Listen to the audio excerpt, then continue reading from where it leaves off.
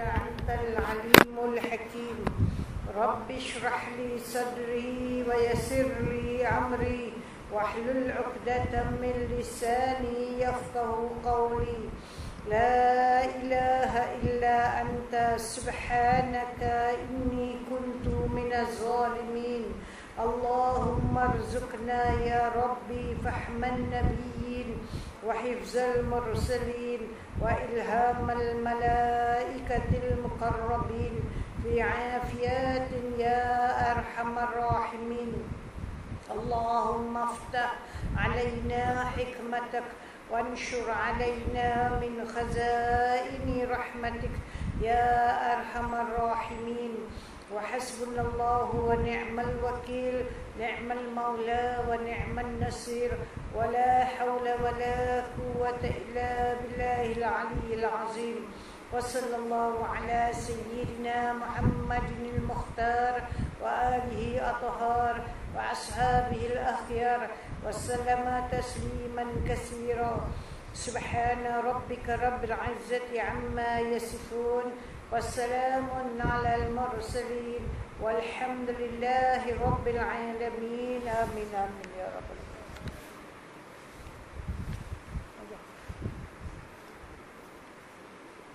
Satu confirm. Lapan.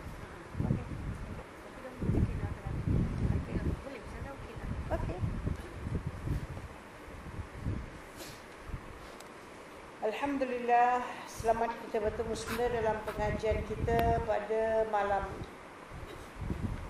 Hari ini kita akan masuk kepada wajib-wajib haji. Jadi kita sudah settle beberapa rukun haji.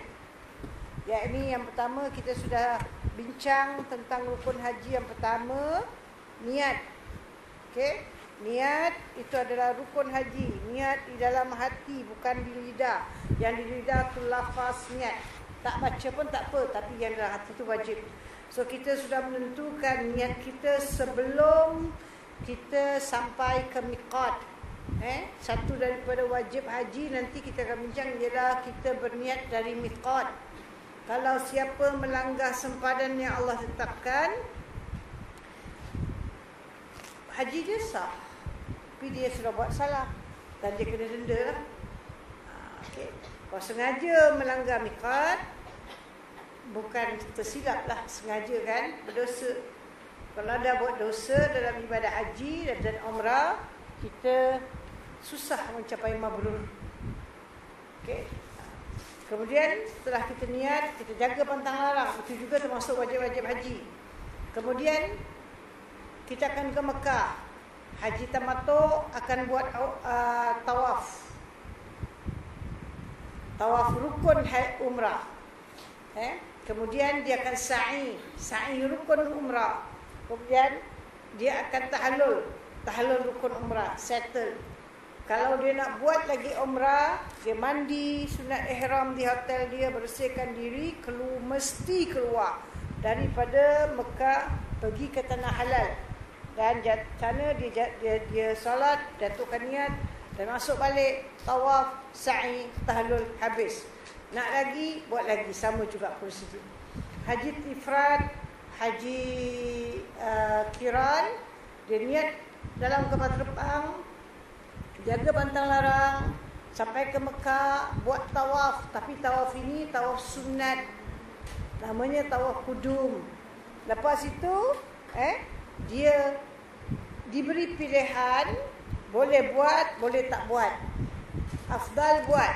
Apa dia? Dahulukan sa'i rukun haji. So kalau dia buat sa'i rukun haji setelah tawaf kudum, tak boleh menunggal. Saya tak nak tahu tawaf kudum, tapi saya nak buat sa'i rukun haji, tak boleh. Ingat, sa'i cuma ada dua macam saja. Sama ada kita buat sa'i untuk haji atau umrah. Tapi sebelum kita lakukan sa'i, mesti ada tawaf. Tak kira apa tawaf. Tawaf ada 6 macam, kita dah belajar.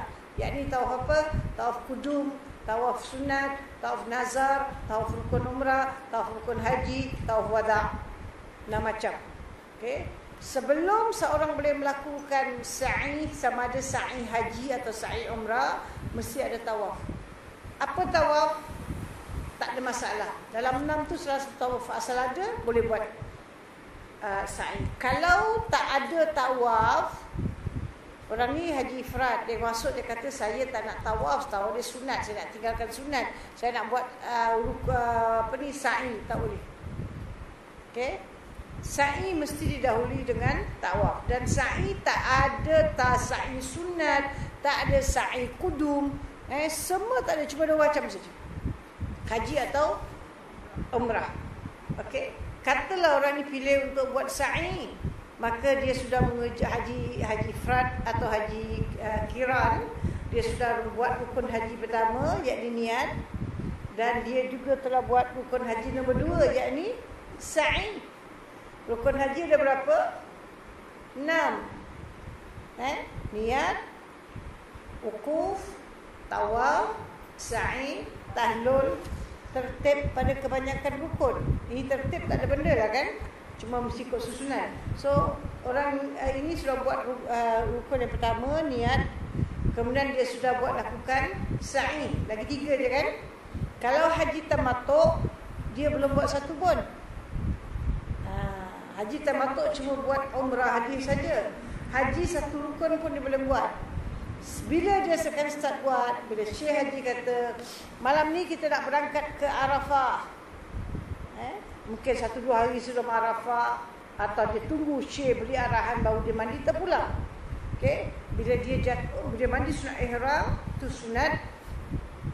Bersihkan diri, itu sunat. Kemudian dia pun salat sunat ihram, itu sunat. Kerana dia jatuhkan niat, itu rukun. 1-2 hari sebelum pergi Arafah, ni malam yang nak pergi Arafah, terpulang. Asal sebelum pergi Arafah, jatuhkan niat. Niat apa saja aku mengerjakan haji. Dan aku ihram dengannya, dengan syarat tahlul rukun tanpa dam. Jika sesuatu yang menghalangi, maka sekarang haji tamattu' baru buat satu rukun. Haji kiran, haji ifrad sudah 2 rukun. Wajib lain ni saya bilang rukun. Nanti bila dah kita semua pergi Arafah, dah sama. Bila haji ifrad, tamattu', kiran sudah melakukan wukuf, bermakna haji tamattu' sudah 2 rukun. Niat sama, wukuf. Haji kiran, ifrad 3 rukun. Apa dia? Niat, sa'i, wukuf. Okey? So sekarang daripada Arafah nak pergi mana? Semua dah kira sama, pergi ke Muzdalifah. Muzdalifah bukan rukun. Muzdalifah ialah wajib haji. Okey? Lepas Muzdalifah pergi mana? Melontar. Melontar bukan rukun, wajib haji. Okey? Lepas melontar, barangkali tahlul. Tahlul rukun haji. Okey? Tahlul rukun haji. So, haji tamattu' ni dia sudah pergi, dia sudah niat, dia sudah wukuf. Sekarang dia tahlul kan? Jadi mana dia dah buat 3. Lagi berapa dia tinggal? Lagi 2 lah, tawaf dan sa'i. Haji ifrad dan haji kiran, dia sudah niat. Lepas tu dia sudah sa'i. Kemudian dia sudah wukuf. Sekarang dia tahlul. Dah berapa? 4. Sini 3. Bermakna sini lagi 2. Sini lagi 1. Nombor 6 is tertib. Okey. Mana orang ni tinggal 1. 1 lagi apa dia? Tawaf lah. Faham tak? Tawaf. Tapi yang sini ni lagi 2. Tawaf dan sa'i. Lepas dia tahlul, dia bermalam lagi, dia bermina 2-3 malam lagi. Lepas tu semua balik Mekah. Sampai ke Mekah, haji ifrad, haji tamattu', buat tawaf aja. Bila dia buat tawaf, settle tak haji dia. Rukun dah, bila 5 rukun ni sudah ikut susunan, betul, kita sudah settle ibadah haji. Okey. Haji tamattu' dia kena wajib atas dia tawaf dan sa'i. Haji ifrad tawaf sahaja jikalau sudah buat sa'i. Tawaf dan sa'i jikalau kemarin tak buat sa'i. Okey. Cuma apa perbezaan antara keduanya? Rukun haji, rukun umrah. Bila namanya rukun, tak boleh upah orang buat. Tak boleh. Sakit pun kena buat. Misalnya wukuf, hari wukuf. Kata tak apalah, kita tunggu baik baru kita pergi wukuf lah. Kan? Arafah tak hilang kan, ada kan? Pada Arafah ada tak? Saya tengah sakit, macam mana nak bangun, tak boleh bangun, so tunggulah. Sakit sampai 15 Zulhijjah baru baik. Jadi dia kata, bawalah saya pergi ke Arafah. Pasal nak wukuf. Pun lagi bagus kan 15 Zulhijjah. Tak ada ramai orang, tak sesak. Senang tak wukuf? Arafah ada, hari wukuf tak ada. Hari wukuf hanya datang setahun sekali saja. Kalau terlepas hari 9 Zulhijjah daripada Zuhur sampai Maghrib, atau 10 Zulhijjah daripada Maghrib sampai Subuh, separuh-separuh tak dapat kita walau 1 saat, bermakna awak tak dapat haji tahun tu. Faham tak? So sebab itu hari wukuf, sama ada orang tu sakit, okey, kat hospital pun dibawa keluar, dijalankan dalam ambulan, duduk dalam ambulan, dijalankan di padang Arafah untuk sempurnakan dia punya haji. Yang lain boleh tunggu baik, tapi wukuf tak boleh. Okey, niat semua orang mesti niat. Tak boleh suruh saya tak nak niat, awak niatkan saya. Boleh? Masa takut di akhir zaman ni kan, macam-macam ibadat orang saya tak buat, awak buatkan saya. Kata saya dah khatam Quran. Ya, bila khatam saya upah orang khatamkan saya. Lagi hidup belum meninggal dah awak khatamkan dia. Ini semua tak ada valid in Islam. Awak nak baca, awak sendiri khatam. Kalau awak tak ada boleh suruh orang khatamkan untuk kita. Tak ada in Islam. Okey. Jadi kita dekat Mekah untuk haji atau umrah sendiri mesti niat, bukan orang. Orang boleh ajar. Okey, ajar boleh. Saya katalah awak tak tahu macam mana niat. Betul awak tanya suami ke, tanya kakak ke, siapa? Kakak kata atau suami kata niat. Saya baca awak ikut dalam hati, dalam hati. So suami baca, saja aku, awak dalam hati, saja aku mengerjakan haji dan aku ihram, ikut ajalah. Tapi awak dalam hati dia lafaz. Dia mengajar kita boleh. Faham tak? Tapi kita mesti niat sendiri. Kemudian nak melakukan wukuf di Arafah sendiri, tak boleh upah orang. Nak melakukan sa'i haji sendiri, nak melakukan tawaf haji sendiri. Ini semua tak boleh suruh orang. Rukun tak boleh suruh orang, kena buat sendiri. Yakni niat, wukuf, tawaf, sa'i, tahallul. Nombor 6 istirtib. Okey? Ini 5 mesti buat sendiri, tak boleh upah orang. Tapi wajib haji kalau ada sebab-sebab yang menyebabkan kita tak dapat membuatnya, kita boleh suruh orang lain buat bagi pihak kita. Cuma ini jangan ambil ringan. Selagi kita mampu buat sendiri, tak boleh suruh orang. Faham tak? Sekalipun Syekh Haji paksa. Misalnya nak melontar, ini wajib haji. Okey? Awak kuat tak? Kuat. Sihat. Boleh melontar sendiri? Boleh. Tapi Syekh Haji kata tak payah, perempuan semua tak payah pergi melontar. Serah saja pada orang lelaki, kita boleh lontarkan bagi pihak awak.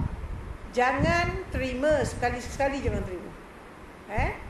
Sebab awak termasuk orang yang mampu pergi melontar. Awak tak sakit, awak tak ada masalah. Okey? Saya cakap terus terang, banyak kadang perkara-perkara yang dibuat tidak bersandarkan hukum, bersandarkan keadaan. Okey? So kita memang nak buat ibadah. Di sana nak buat ibadah kan? So kita nak yang sempurna. Okey? Baik. So jadi awak faham sekarang, rukun tak ada orang boleh gantikan untuk kita. Kita sendiri mesti buat. Selagi belum buat, selagi itu belum settle kita punya haji. Wajib kita sendiri mesti buat. Tapi dalam keadaan-keadaan tertentu boleh kita upah orang. Itu nanti kita bincang kemudian. Okey? Sekarang kita tengok. Bila kita bilang wajib, perkara yang mesti dilakukan. Jika ada yang tertinggal, yakni antara wajib haji atau wajib umrah, ada yang tertinggal, haji umrahnya sah, tetapi dikenakan dam. Kalau wajib haji atau umrah, yang kita akan lihat raja dia sekejap, kita tinggalkan bukan dengan sebab kita nak tinggalkan, bukan dari sebab kita tidak berdosa, bayar dam. Tapi kalau kita sengaja pilih untuk meninggalkan wajib haji dan umrah tanpa uzur syarak, kita upah orang untuk melakukannya, okey. Ini banyak ulama kata susahlah kita nak dapat mabrur. Dam tetap kena dam. Ada orang dia tak nak buat, memang tak nak buat. Dia tetap kena dam dan dia berdosa. Dia pilih untuk meninggalkan wajib haji, berdosa. Hajinya sah bila orang lain buat, dia kena dam, dia bayar dam, tapi dia tak capai mabrur. So jangan ambil ringan, sedaya upaya kena buat sendiri. Baik, kita tengok apa dalam raja kita. Sekarang kita nak tengok wajib haji mesti dilaksanakan, jangan ditinggalkan kecuali ada uzur syarak. Okey. Kalau kita tertinggal, kita boleh tak dapat lakukan, boleh kita upah orang untuk sempurnakan. Kalau kita tak sengaja kita meninggalkan atau kita sengaja tak sengaja, kita tetap kena dam. Yang pertama, niat dari di miqat. Ini wajib haji. Niat rukun. Dua perkara, satu niat. Niat rukun. Niat tempatnya di dalam hati. Bila nak niat? Bila permulaan ibadah. Okey, hukumnya wajib. Tetapi dari miqat, di miqat atau dari miqat. Ini niat ihram di miqat. Ini niat dah rukun, ihram di miqat ialah wajib haji. Makna jatuh niat di sempadan atau sebelum sempadan. Melepasi sempadan sah haji, kena dam. Sengaja meninggalkan miqat, hukumnya berdosa dan kita punya mabrur susah dapat. Okey. So mesti niat di miqat. Nanti kita ada keterangan pasal niat di miqat. Kan kita tengok apa dia. Nombor 2, bermalam di Muzdalifah. Ini wajib haji.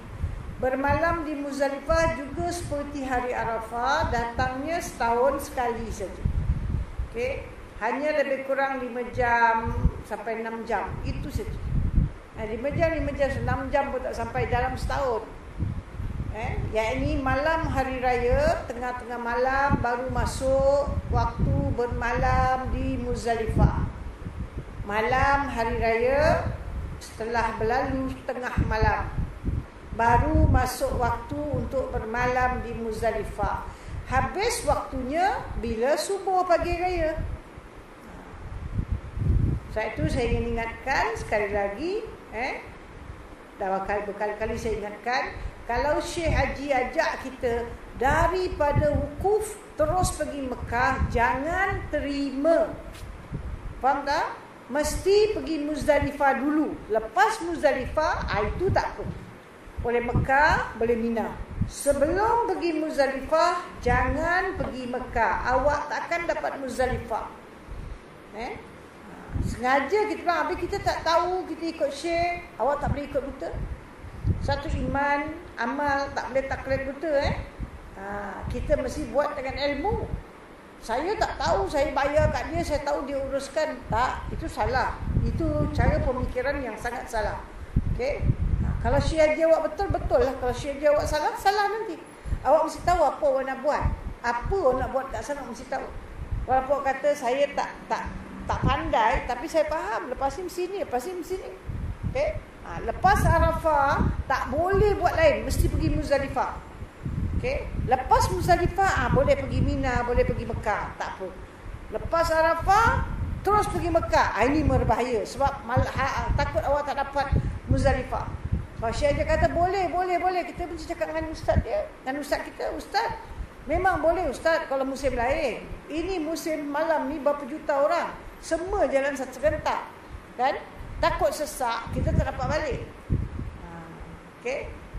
Jadi kita ingat bermalam tu wajib Jangan ambil ringan perkara-perkara wajib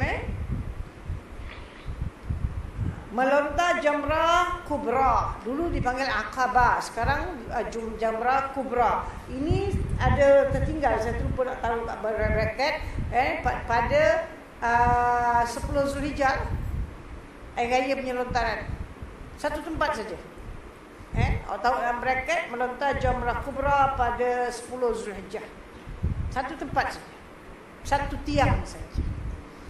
Lepas tu bermalam di Mina. Bermalam di Mina ni mungkin 3 malam 4 hari atau 2 malam 3 hari. Okey, itu nanti diperbincangkan. Yang kelima, melontar 3 jamrah pada hari tasyrik. 10 tadi kita dah lontar satu tempat. Okey, kemudian 11, 12 dan 13 itu dipanggil hari tasyrik. Kita akan melontar 3 tiang. Jamrah ialah tiang. Okey. Tiang pertama, tiang pertengahan, tiang besar, kubra. Dulu Aqabah. Okey. Jadi kita akan melontar 3 tiang satu hari. Satu tiang kita lontar 7 biji batu. Okey. So 3 hari. Satu hari 21 biji batu. So 3 hari berarti 63 biji batu. Lontar pada hari raya 7 biji batu. So kita akan melontar 70 kali. Paling itu yang paling afdal lah. Okey. Jadi ini kita wajib-wajib haji. Yang keenam, meninggalkan segala larangan dalam masa ihram. Kita dah belajar kemarin. Dalam masa ihram ada 10 pantang larang. Semua sekali 13. 10 ada dam, 3 tak ada dam.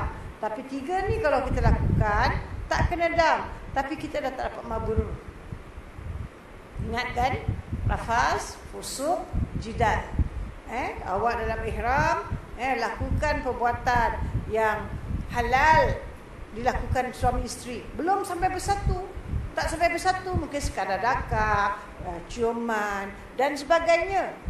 Pelukan. Ini rafas. Halal suami isteri dalam ihram buat tak capai mabrur. Kena dam, tak kena dam. Okey. Apa lagi yang dikatakan tak kena dam, tapi tak capai mabrur, ialah melakukan fusuk. Itu saya dah terangkan itu hari. Banyak saya dah terangkan. Antaranya berjalan depan orang solat. Jadi kita selalu jangan kalang kabut, tak ada apa nak dikejar kan. Dan kita solat, habis solat zikir, doa. Agak dah setengah jam lepas solat, baru kita tengok dah lega, dah senang jalan, baru kita keluar. Okey. Kita jangan masuk tempat campur aduk lelaki perempuan yang terlalu ketat. Cari jalan lain. Okey. Jangan kita orang lelaki jangan pergi masuk kawasan orang perempuan, duduk solat di situ, atau kita nak melintas shortcut jalan tempat perempuan, atau perempuan kita nak melintas kalau tak ada jalan lain apa nak buat kita melintas shortcut di depan orang lelaki. Tak dalam musim haji orang lelaki cuma pakai kain ihram saja dan dia baring terbongkar, dan kita orang perempuan langkah-langkah dia. Ini semua fusuk, habis. Okey. Kita tawaf tolak-tolak orang. Kita tawaf tepuk-tepuk tangan, bersiul-siul. Ini fusuk. Kita tawaf sampai terpakai terlolong. Allahumma dengan mikrofon. Ini semua fusuk. Ini ibadah individu, bukan suruh pakai-pakai. Faham tak? Tuhan tak pekak. Yang pekak jemaah agaknya. Sebab tu dia pakai amplifier. Actually tak boleh pakai apa benda pun. Masing-masing kita tahu ibadah masing-masing. Okey, ini banyaklah perkara dalam masjid saja. Awak nak solat, awak cari tempat, sebanyak apa boleh, tempat yang perempuan, bukan tempat yang campur aduk lelaki perempuan. Termasuk fusuk, awak sedang tawaf, orang azan, awak masih tawaf, tiba-tiba awak nak solat, orang dah qamat, dah terdapat keluar, awak solat saja antara lelaki, atau awak keluar waktu azan, kemudian dah tak ada tempat, habis terus orang nak qamat, awak pakai duduk dan keliling awak bagai orang lelaki atau keliling awak bagai orang perempuan. Ini fusuk. solat boleh ditangguh. Kemudian tak dapat jemaah tak apa. Pasal ini Nabi tak ajar kita solat macam gini. Ingat awak pergi Mekah, bila awak nak solat, masuk waktu solat, pakai duduk aja, tak kira depan awak laki-laki perempuan campur aduk. Ini tak ikut sunnah Nabi tau, ni sunnah syaitan. Dalam solat tak ada campur aduk lelaki perempuan Jangan kerana kita dah terbiasa kat Singapura semua campur aduk, jadi kita jadikan hukum kat Mekah pun sama. Awak kita boleh buat sama. Tapi ingat, kita dah buat fusuk kita berdosa, tak dapat mabrur. Kita tak ikut sunnah Nabi, kita dah ikut di Mekah, di Masjidil Haram, kita dah ikut sunnah syaitan. Satu saya diberitahu di Masjidil Haram, ada orang pergi umrah, dia kata mereka jaga. Bila nak dekat azan, perempuan disuruh keluar cepat. Perempuan nak turun tak dibenar. Yang mana ada kan suruh keluar cepat keluar. Supaya nanti dah kamat dah susah. Okey, mereka tak nak orang campur aduk masa orang nak solat. Kalau sekiranya kita keluar, cari tempat tak dapat. Habis the only way kan tempat yang kita diri juga yang boleh. Tapi depan kanan kiri kita semua sudah lelaki. Pertama kita dah berdosa kat situ. Tetap berdosa sebab awak tak ambil berat waktu solat awak. Kedua, awak jangan solat. Tak disuruh. Okey? Tak apa, terlepas jemaah pun tak apa. Nanti lepas ini baru kita solat. Jangan nak kerja jemaah sedangkan jemaah itu tak ikut sunnah Nabi Muhammad sallallahu alaihi wasallam. Okey? Always ambil berat, perhatian tentang waktu solat. Keadaan jemaah keliling, orang ramai. Kalau aku masuk turun solat ni waktu, aku takkan dapat tempat duduk yang semua perempuan atau semua lelaki. Okey, aku akan campur aduk dan ini tak ikut sunnah Nabi. Apa artinya kita datang di Mekah dan kita menentang syariat Nabi Muhammad sallallahu alaihi wasallam? Dan kita beri alasan darurat.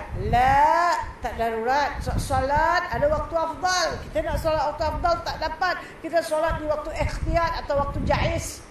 Tak ada masalah. Waktu lagi panjang kan? Kita nak kerja jemaah tapi kita berdosa. Apa erti tu? Biar kita solat sendiri tapi tak ada dosa. Ingat tu, jangan ikut nafsu. Pergi Mekah ikut iman, ikut akal yang disusuli, yang didorong oleh iman, bukan akal yang didorong oleh hawa nafsu. Kita ingat pergi untuk ibadat, jangan silap. So kita kena jaga pantang larang ni banyak. Jadi yang satu tu kita bilang rafas, satu fusuk, yang lagi satu jidal, bertengkar, bergaduh dengan siapa sekalipun. Paling utama sekali dalam ihram. Kalau tidak dalam ihram pun awak berada di dalam negeri Allah. Tak sepatutnya kita bertengkar, bergaduh, maki, hamun siapa pun.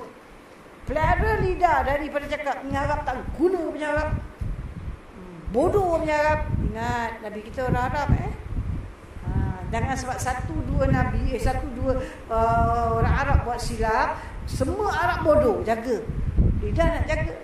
Okey? Dan di Mekah tu jangan celupah mulut. Apa yang kita minta kita dapat, apa yang kita harap Tuhan kasih. Faham tak? Kalau minta yang baik dapat baik, minta tak baik dapat tak baik. Maki, hamun, salah, asal semua orang awak nak salahkan. Nanti awak juga dapat susah. Ini banyak kita dah lihat. Orang batuk jangan marah-marah dengan orang batuk. Awak takbir aja, startlah macam radio batuk. Okey. Macam radio batuk dibuka. Dia tu batuk, dia ni batuk, dia ni batuk, dia tu batuk, dia tu batuk, dia ni batuk. Apalah bang aja kita takbir aja semua batuk. Apa ni? Ni penyakit Allah bagi tau. Kita tak boleh marah. Baik kat masjid tak marah. Habis kalau kat bilik awak ada orang pula batuk macam mana? Kita tunjukkan kemarahan. Ni kalau kita sampai nak pergi kutip batu kan. Itu yang saya cakap nanti kita akan bincang. Awak tunjukkan kemarahan. Bila orang tu batuk dalam bilik, awak ambil bantal, pusing ke. Bising. Tak marah tapi bilang bising. Itu sifat tak baik. Orang sakit tau. Kita dah tak tolong. Ihsan pun tak ada. Habis saya nak tidur. Habis dia minta sakit. Dia sampai ke Mekah, ya Allah kasihlah aku batuk, kasihlah aku sakit. Takkan macam itu, kan? Dia tak minta, tapi Tuhan uji. So kita juga Tuhan uji. Awak tak sakit, orang lain sakit, awak kena sabar. Okay, so banyaklah kalau kita tak jaga. Untuk tawaf saya bilang semua orang boleh buat. Pergi Mina, Muzdalifah semua orang boleh buat. Tapi nak jaga lidah ni, nak jaga akhlak ni, sebanyakkan kita kalah. Kita tak pas. Orang bilang kita lulus, tapi kita sadar aku dah ada kesilapan. Jangan putus asa. Nak pergi haji dah susah sekarang. Register lagi 15 tahun baru dapat. Pergi umrah, coverkan balik. Okey. Baik. So ini ukur wajib-wajib haji. Wajib haji ni semampu mungkin kena buat sendiri. Seandainya kita tak dapat melakukan sendiri, kita boleh suruh orang lain. Okey. Baik, kita tengok sekarang. Umrah. Rukun umrah 5 saja. Niat, tawaf, sa'i, tahlul, tertib. Ini umrah mesti tertib. Wajib umrah 2 saja. Ini niat di miqat, dia tak ada niat sebarang tempat, juga di miqat, dan meninggalkan segala larangan dalam masa ihram. Itu saja. Okey, so kalau kita tengok umrah, rukun campur wajib cuma 7. Okey, rukun umrah, niat, tawaf, sa'i, tahlul, tertib. Tertib tak ada perkara cuma dia dalam bahagian umrah kita tak boleh buat sa'i, tahlul lebih dahulu daripada tawaf. Tak boleh. Mesti wajib tertib. Dia tak boleh lompat-lompat. Okey, so dia 5 campur 2 7. Kalau haji, rukun umrah dia 6. Wajib haji dia 6, 12. Ekstra 5. Okey. Rukun haji dia apa? Niat, wukuf, tawaf, sa'i, tahlul, tertib pada kebanyakan rukun. Dia tak macam umrah. Umrah punya tertib. Tak ada perkataan kebanyakan rukun. Mana dia mesti ikut susunan. Tapi kalau haji, awak boleh. Asal awak buat semua tak apa. Boleh jadi ini naik ke atas, ini turun bawah. Tak ada masalah. Dan wajib haji bagi ibadah haji ada 6. Mesti niat dari miqat. Langgar miqat, sengaja langgar, berdosa dan kena dam. Bukan pilihan kita, bayar dam tak kena dosa. Bermalam di Muzdalifah, melontar jamrah pada 10 Zulhijjah, bermalam 3 malam atau paling kurang 2 malam di Mina. Kemudian melontar 3 jamrah pada hari tasyrik 11, 12 atau 11, 12, 13, dan meninggalkan segala larangan. So ini yang kita nak jaga semasa kita melakukan ibadah haji dan ibadah umrah. Okey, dia punya rukun tak boleh tinggal haji atau umrah selagi tak settle, selagi itu kita bertanggungjawab. Itu dalam kitab dia bilang tertanggung pada zimahnya. Maknanya kita selagi belum settle rukun haji atau rukun umrah menjadi tanggungjawab kita semua hidup. Okey. Misalnya dalam rukun haji kita ada tawaf. Tawaf haji kan? Selagi tidak menunaikan tawaf haji, selagi itu kita bertanggungjawab. Haji kita belum sah, kita kena buat. Tahun ni tak buat, tahun depan tak buat. Bila ada rezeki pergi Mekah, buat tawaf haji awak yang tertinggal. Tawaf haji dia tidak ada hari yang ditentukan. Sebarang hari boleh, sebarang musim boleh. Wukuf tak boleh. Okey. Jadi awak kena buat. Kalau sekiranya seorang itu tertinggal salah satu rukun haji dan dia tidak dapat melakukannya dengan sebab jatuh sakit atau dah meninggal, wajib bagi waris dia sebelum boleh bagi harta benda dia, mengeluarkan hutang dia kepada Allah dulu. Upahkan seorang untuk sempurnakan dia punya tawaf. Okey. Jadi ingat mana selagi haji dan umrah, rukun semua orang mesti buat. Wajib sendiri mesti buat. Tetapi boleh kita upah orang dalam keadaan tertentu, dan sengaja meninggalkannya berdosa kena dam.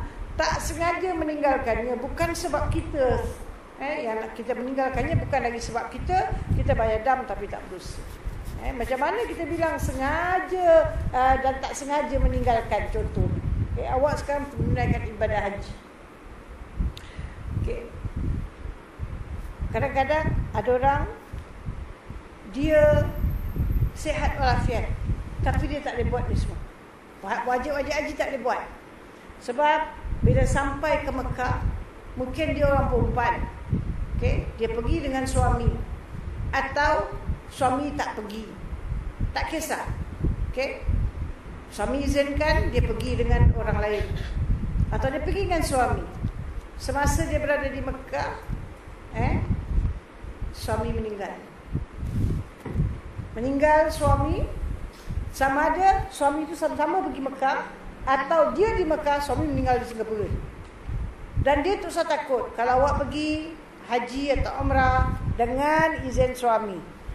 Izin bukan paksa. Ada isteri, dia beritahu aja suami. Suami dia kasih pun dia pergi, tak kasih pun dia pergi. I'm just telling you. Saya cuma beritahu pada awak, saya tak minta izin. Haram pemikiran. Dia mesti minta izin. Sekali, 2 kali, maksimum 3. Suami tak kasih, suami tak mau jawab, habis cerita padam. Dia makna dia tak kasih. Atau dia cakap, suami diam, tak mau jawab. Dia kata, saya tak minta duit awak, duit saya. Suami terus jawab, suka hati awak, itu bukan izin. Kalau suami cakap suka hati, awak tak boleh pergi, itu bukan izin.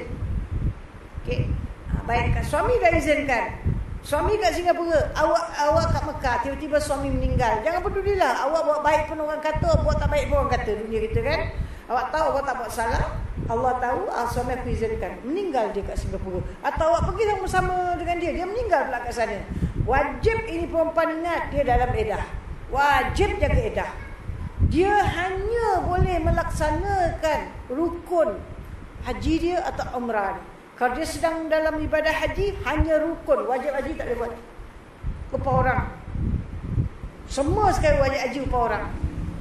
Dia kata, saya kalau tidak, macam mana Ustazah? Saya kalau tak ikut pergi Muzdalifah, macam mana?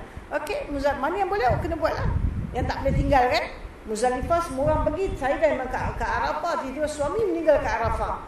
Atau dapat berita ke Arafah, suami meninggal. So, awak bermalam di Muzdalifah, yes, ikut saja. Melontar Jamrah Kubra, itu boleh upah. Bermalam di Mina, mungkin kata saya kat no choice, saya nak balik Mekah, saya seorang-seorang. Kan? Kena ikut rombongan. So bermalam di Mina, melontar 3 Jamrah, boleh upah orang. Kerana apa? Awak dalam edah. Wanita dalam edah, ibadah yang dia sudah niatkan haji atau umrah, dia settlekan. Mana dia boleh upah orang, dia upah. Mana tak boleh, dia buat sendiri. Tapi untuk dia solat di masjid setiap waktu dah jadi haram. Perempuan dalam edah setiap waktu nak pergi masjid, haram. Berjemaah di masjid dah tak boleh, hanya di hotel. Kalau kata habis saya sampai lagi seminggu 2 minggu dekat Mekah, tak boleh ke saya beli apa-apa untuk nak balik? Tak boleh. Tak boleh pergi masjid, tak boleh pergi turun shopping, hatta turun kat restoran nak makan pun tak boleh. Kena suruh pegawai perempuan hantar makanan, atau kawan-kawan yang lain hantar makanan. Yang terpaksa naik bas sama-sama kan. Ni ramai jemaah, lelaki perempuan. Tapi takut orang kata nak sewa satu bas khas, suruh bas tu terus masuk kat bilik hotel. Masuk dalam bas, bas tu terus turun kat lift, turun sampai bawah, turun bawa pergi airport. Itu bas hantar awak sampai kat tempat duduk awak kat airport. Mana ada barang macam itu? Magic boleh lah kan. So mana awak terpaksa turun lift, mungkin jumpa orang kan. Terpaksa tutup aurat dan jaga. Awak nak pergi perjalanan ke Jeddah, yang wajib, yang mustahab, itu boleh. Darurat kan. Tapi yang bukan wajib, misalnya tiap-tiap waktu nak pergi solat di masjid, nak pergi solat di masjid Nabawi, sampai masjid Nabawi saya tak boleh masuk, tak boleh. Sebab awak boleh pergi lain kali. Awak dalam edah. Edah kematian berat. Macam salat 5 waktu berat. Kalau perempuan tak ambil berat dalam soal ini, dia azab, dia dosa. Dan kalau suami dia tak pernah pesankan dia, tak pernah didik dia, suami dia juga kena pelangkung. Okey? Kena besok. Sebab awak kahwin ni perempuan, berpeluk dengan dia 20 tahun awak bersama dia. Awak tak ajar dia hukum-hukum Islam. Sebab itu dikatakan ar-rijalu qawwamuna 'alan nisa. Lelaki adalah penjaga kaum wanita. Dia mesti ajar isteri dia A to Z hukum-hukum agama. Kalau dia tak pandai nak mengajar, dia kena panggil orang ajar. Tak ada orang nak datang ajar, dia kena suruh pergi isteri dia pergi ke tempat yang ada belajar. Seorang suami mesti ingatkan isteri, kalau saya meninggal, awak wajib beredar 4 bulan 10 hari.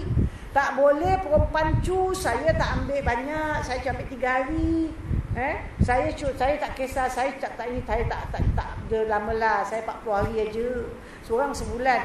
Tak nak ambil pun boleh. Tunggulah azab Allah menanti perempuan. Walaupun itu cerita lama. Ini dah akhir-akhir ni dia dah bagus. Cerita lama tu rekod dia mesti ada. Okay? Edah tak kira tua, muda. Semua wajib edah. Kalau hari kematian seorang perempuan, dia sambut orang datang. Sambut kalau raja presiden datang pun dia keluar, dia salam. Bos-bos datang keluar salam. Ini semua azab dosa. Haram. Okay? Dia tak boleh jumpa lelaki bukan mahram. Kecuali darurat.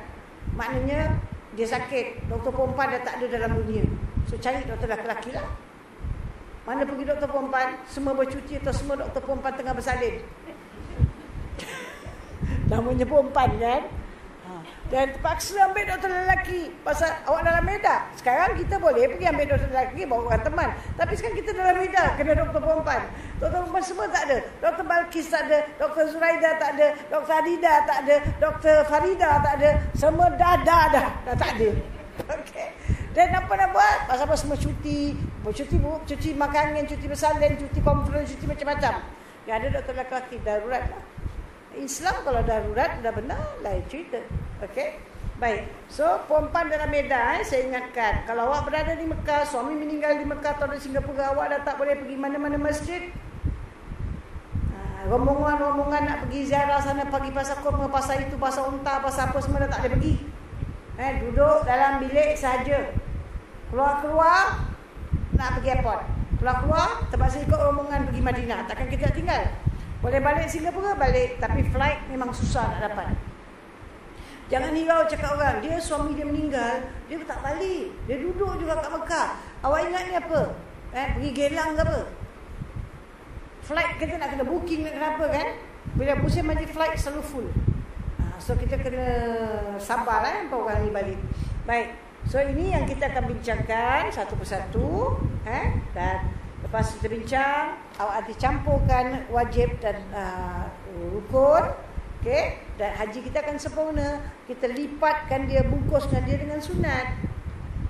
Jadi cantiklah. Rukun, wajib, sunat. Jadi kita tahu beza. Rukun 6, tak ada banyak. Okay? Untuk haji, untuk umrah 5. Ini semua orang mesti buat. Tak boleh upah-upah, tak boleh ganti-ganti. Wajib mesti buat. Tapi kalau tak berdaya, boleh upah orang kalau ada sebab. Kalau kita tertinggal bukan dengan sengaja, bukan sebab salah kita, bayar dam, tak berdosa.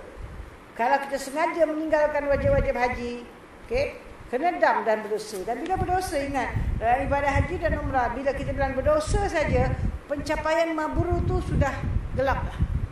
Okay. Baik. Wajib haji dan umrah.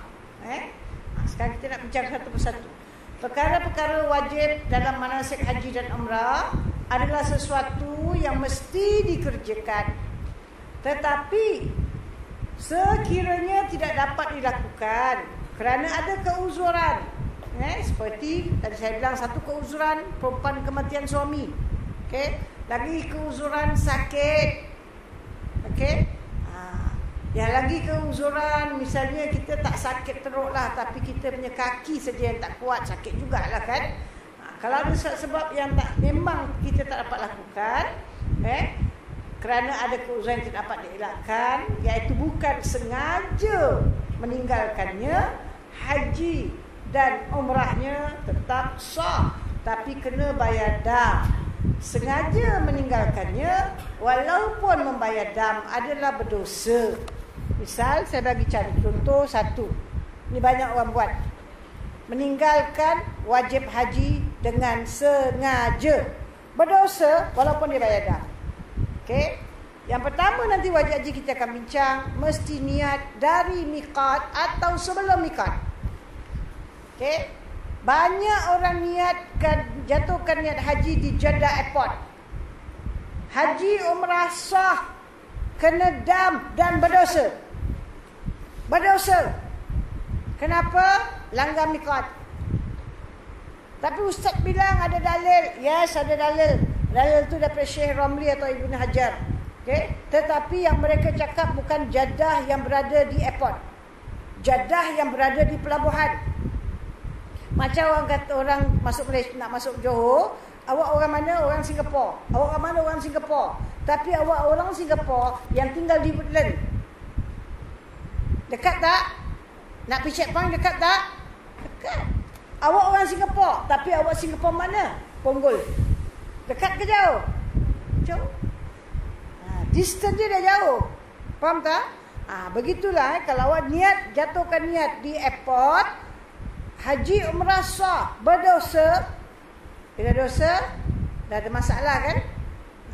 Walaupun bayar dam, berdosa tetap berdosa. Sebab itu sekiranya Syekh Haji suruh kita jatuh niat dekat airport pun, Jeddah Airport boleh, kita bilang tak boleh. Kita mesti niat dalam kapal terbang. Paling lambat, ni dah lambat lah ni, last 1 jam sebelum kapal terbang turun di Jeddah Airport. Okey, 1 jam sebelum kapal terbang turun di Jeddah Airport. Okey, baik. Sekarang kita bincang lebih mendalam. Miqat. Okey, wajib yang pertama ialah berniat dari miqat. Sama ada haji atau umrah. Niat satu hal. Di mana nak niat? Tempat niat dalam hati. Di mana nak niat? Mula ibadah. Bila nak niat? Mula ibadah. Di mana nak niat? Di miqat. Mana miqat? Ialah sempadan. Okey, sempadan. Ada sempadan masa, ada sempadan tempat. Sempadan masa maupun sempadan tempat bukan ustaz-ustaz tetapkan. Nabi kita Muhammad sallallahu alaihi wasallam yang menetapkan. Okey. Satu, sempadan masa. Kedua, sempadan tempat. Sempadan masa. Ingat, masa zaman. So, miqat zamani. Sempadan masa. Kemudian, makan atau makani. Miqat makani. Ini sempadan tempat. Okey. Bagi miqat masa ni, untuk umrah, dia tak ada. Sebab kita boleh kerjakan umrah sepanjang tahun. Okey. 365 hari kiraan tahun Masehi, kita boleh kerjakan sepanjang tahun. Tak ada satu hari pun yang dilarang kita daripada mengerjakan ibadat umrah. Okey. Walaupun awak ikut rombongan buat ibadah haji, tapi awak kata saya tak nak haji, saya nak umrah. Boleh? Boleh, no problem. Dan sempadan untuk masa untuk haji hanya mula pada 1 Syawal, habis 10 Zulhijjah, 2 bulan 10 hari. Makna dalam masa ini saja boleh niat untuk haji. Okey. Dalam masa yang saya cakap tadi, boleh niat untuk haji. Katalah satu orang tu dia punya visa umrah Ramadan. Okey. Umrah Ramadan. So sampai akhir Ramadan. Lepas tu dia mungkin dia kenal orang sana, dia renew dia punya visa umrah haji. 1 Syawal dia punya, bukan umrah haji, visa haji. 1 Syawal visa dia dah tulis visa haji. Sekarang dia tak balik, dia dekat sana. Ataupun dia dari sini pun tak soal. 1 Syawal hari raya je, malam dia belayar nak buat ibadah haji. Dah boleh belum? Boleh. Sebab mikat zamani sudah ada, mikat masa, sempadan masa untuk haji dah masuk. Bila masuknya? 1 Syawal. Jadi 1 Syawal terus niat saja aku mengerjakan haji dan aku ihram dengannya. Boleh? Boleh tak? Of course. Tapi 2 bulan 10 hari kuku tak boleh ketep. Faham tak? Once awak niat haji, kuku tak boleh ketep.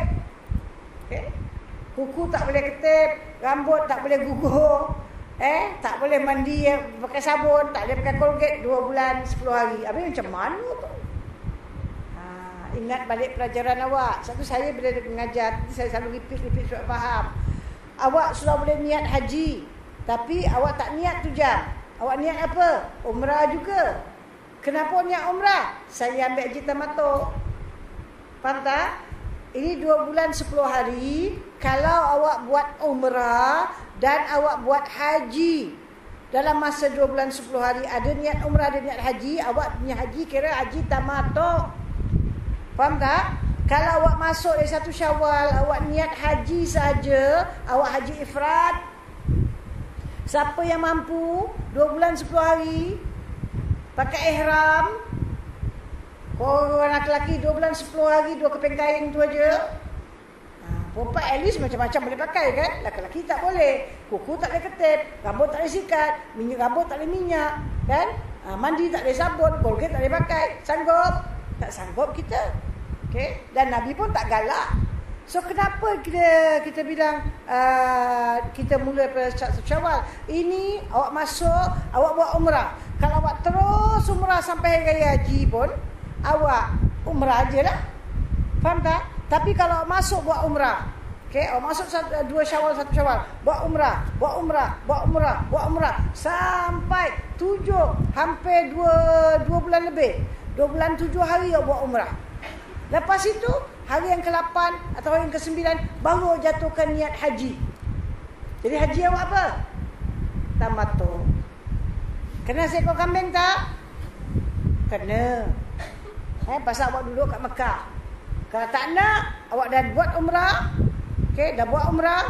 10 umrah ke apa, dah 2 Syawal dah masuk. Buat awak duduk 1 minggu ke apa, buat umrah. Lepas tu pergi ke Mekah.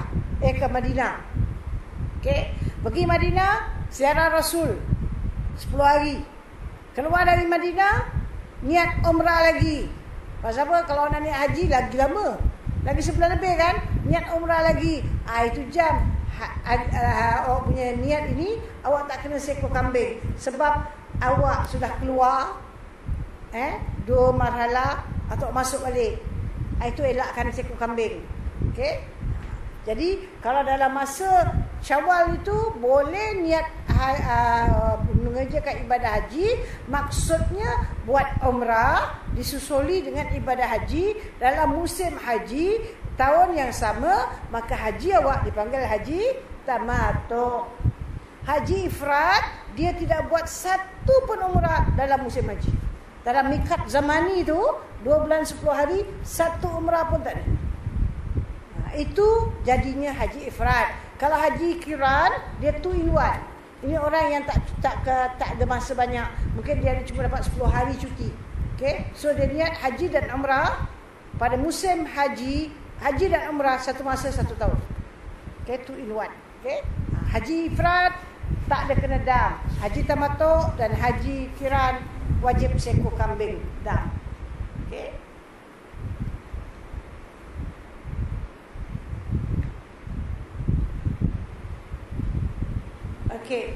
Miqat zamani, yakni miqat sempadan masa untuk menjatuhkan niat. Bagi ibadah haji mula daripada 1 Syawal hingga terbit fajar shadiq masuk waktu subuh 10 Zulhijjah. Dalam tempoh ini saja dibenarkan menjatuhkan niat menjatuhkan niat. Dalam tempoh ni saja dibenarkan menjatuhkan niat. Niat untuk apa? Untuk buat ibadah haji lah. Dalam 2 bulan 10 hari saja. Awak boleh pilih awal atau akhir, terpulang pada awak, itu saja masa untuk boleh jatuhkan niat. Untuk niat untuk umrah tak ada masalah, sepanjang tahun boleh buat, boleh niat. Okey. Kemudian miqat, kita bilang sempadan, tempat. Makan ni tempat. Yani sempadan tempat untuk menjatuhkan niat. Di mana tempat? Okey, ini tempat-tempat bukan ulama tetap Tempat-tempat ini Nabi Muhammad sallallahu alaihi wasallam yang menetapkan. Bukan ustaz-ustaz tetapkan. Kalau kita belum dengar betul kita belum masuk ke kawasan Mekah, kita akan melalui salah satu dari 5 tempat yang Nabi tetapkan. Kalau kita tak melalui mana-mana satu dari 5 tempat, kita mesti ambil yang paling kurang pun 90 km dari Mekah. 90, bukan 10. Okey, berapa kilometer? 90. Atau ini kita dah round up, lebih kurang 87. Kita round up yang 90 Paling dekat awak nak jawab punya tempat jatuhkan niat sepadan kita ialah 90 km sebelum masuk tanah haram. Tolong dengar, fahamkan dan pegang ni. Sebab di akhir zaman ada juga syekh haji yang buat sempadan dia sendiri. Nabi tak buat sempadan tu, dan ada juga jemaah buat sempadan dia sendiri. Sempadan bukan kita, Nabi tetapkan 5. Kalau tak dapat ini 5, di mana-mana pun boleh, asalkan dia 2 marhalah 56 batu atau lebih kurang 90 km daripada tanah haram. Okey. Katalah awak, saya ni pernah berlaku, awak datang dengan visa ni macam visa je ni juga saya ingin ingatkan, tolonglah kita nak buat ibadah, jangan ada penipuan dalam ibadah awak. Kalau awak nak pergi haji, visa haji. Awak nak pergi umrah, visa umrah. Okey. Kalau awak pergi, Syekh Haji kata boleh. Bila nak pergi, apa bulan, nama saya akan arrange. Okey. So awak masuk ke Mekah, tengok pasport awak. Tanya Syekh, macam boleh? Visa apa saya pakai? Tanya dulu, jangan pakai semua diam. Visa apa? Oh, nanti kita arrange. So arrange, awak masuk dengan tipu awak masuk sebagai saya ada travel agent, misal travel agent Kamaria and Tours. So awak akan masuk ke Mekah sebagai pegawai eksekutif Kamaria and Tours, padahal awak bukan pegawai saya. Faham tak? Awak tak bekerja dengan saya, tapi saya tak nak hilang awak. Saya akan bawa awak masuk pakai nama syarikat saya. Awak seolah-olah saya punya eksekutif, sebagai accountant atau sebagainya. Belum apa-apa kita dah tipu tu. Ni ada orang tak sadar. Oh, saya suka apa ni Kamaria untuk dia boleh arrangekan. Bila awak nak pergi haji dia boleh arrangekan. Yes. Dia awak masuk dengan dia punya visa lah. Ni jagalah. Awak bukan pekerja Awak nak buat ibadah. So niat awak umrah atau haji. Visa awak mahkamah umrah atau haji. Awak bukan executive officer, awak bukan accountant, awak bukan anything lah kan. Awak tak ada kena-mengena dengan syarikat tu. Itu satu penipuan. Lagi satu, kadang-kadang ini pun dah ditarik balik, visa ziarah dah ditarik balik. Kita tak tahu lah kalau pelajar akan datang in future, kita tak tahu. Selalu ditarik balik. Okay. Yang dulu diberikan, okay. Kerajaan Saudi kasih ni visa, orang ni boleh buat haji umrah Mekah Madinah, dan dia kena pergi ziarah. Ziarah tu wajib pergi. Yang ini dia kena pergi dalam mungkin Madain Soleh. Selalu dibawa Madain Soleh. Di Madain Soleh ni kalau dari Madinah 5 jam naik bas. another 5 jam. Kalau dari Mekah 10 jam. Okay, ke Nabi Madain Salih. So Syekh Haji yang ada, jadi dia ada DP agent dekat sana. Jadi awak nak masuk ni, mereka minta jangan pakai ihram. Okey. Sebab kita macam nak tipulah, nak abu mata orang ni masuk nak masuk Mekah, tapi kau pakai biasalah, kau pakai ihram, dia tahu awak tak pergi Madain Salih. Of course you kena masuk Mekah dulu. Kan? Awak tak boleh terus lompat pergi ke Madain Salih 10 jam dari Mekah. Mesti go to Mekah dulu kan? So, kenapa tak boleh pakai ihram? Tapi kerana mereka adalah dia punya cara-cara, kita jangan pakai ihram. So, semua orang tak pakai ihram. Dan bila dah sampai nak dekat ke Mekah, lagi 10 km, baru Syekh kata jatuh niat. Betul ke tak betul? Langgar miqat, seekor kambing dan berdosa. Miqat Nabi yang tetapkan. Kalau perempuan tak ada masalah, senang kita jatuh niat. Kita tak boleh pakaian yang tertentu kan. Kita pakaian biasa tutup aurat, dah boleh jatuh niat. Jatuh niat always jalan kapal terbang. Orang lelaki dia pergi. Sekarang Syekh tak kasih pakai ihram. Kalau awak dah jatuh niat, tapi awak tak pakai ihram, awak tak kena seekor kambing. Awak dah niat pada sempadan. Faham tak? Awak akan kena dam kerana memakai pakaian yang berjahit. Faham tak? Kena dam kerana memakai pakaian berjahit, tapi awak tidak langgar miqat. Tapi banyak kan, walaupun orang tu belajar ternama atau sebagainya, tapi bila sampai nak buat ibadah haji dan umrah, macam tak faham. Ustaz cakap apa, cakap lah. Kita ikut, kita ni siapalah mesti nak ikut. Kalau saya cakap, ada ustaz, Alhamdulillah, berilmu. Ada ustaz businessman. Faham tak? Dia tak faham pasal haji. Yang penting apa yang senang dan selesa bagi dia boleh buat, dia buat. So tolong jaga. Ada juga orang pergi umrah, dia belum 40, sekarang mesti dah 45 tahun, mesti baru boleh pergi umrah. Kan? Kalau bawah mesti ada mahram. Kalau ada perempuan dia tak ada mahram, dia nak pergi juga umrah. Syekh senang saja. Keluarga ada tapi mungkin dia tak begitu rapat dengan keluarga dia. Jadi Syekh kata pergi aja. Angkat sumpah. Nak pergi umrah, angkat sumpah, mengaku tak ada adik-beradik.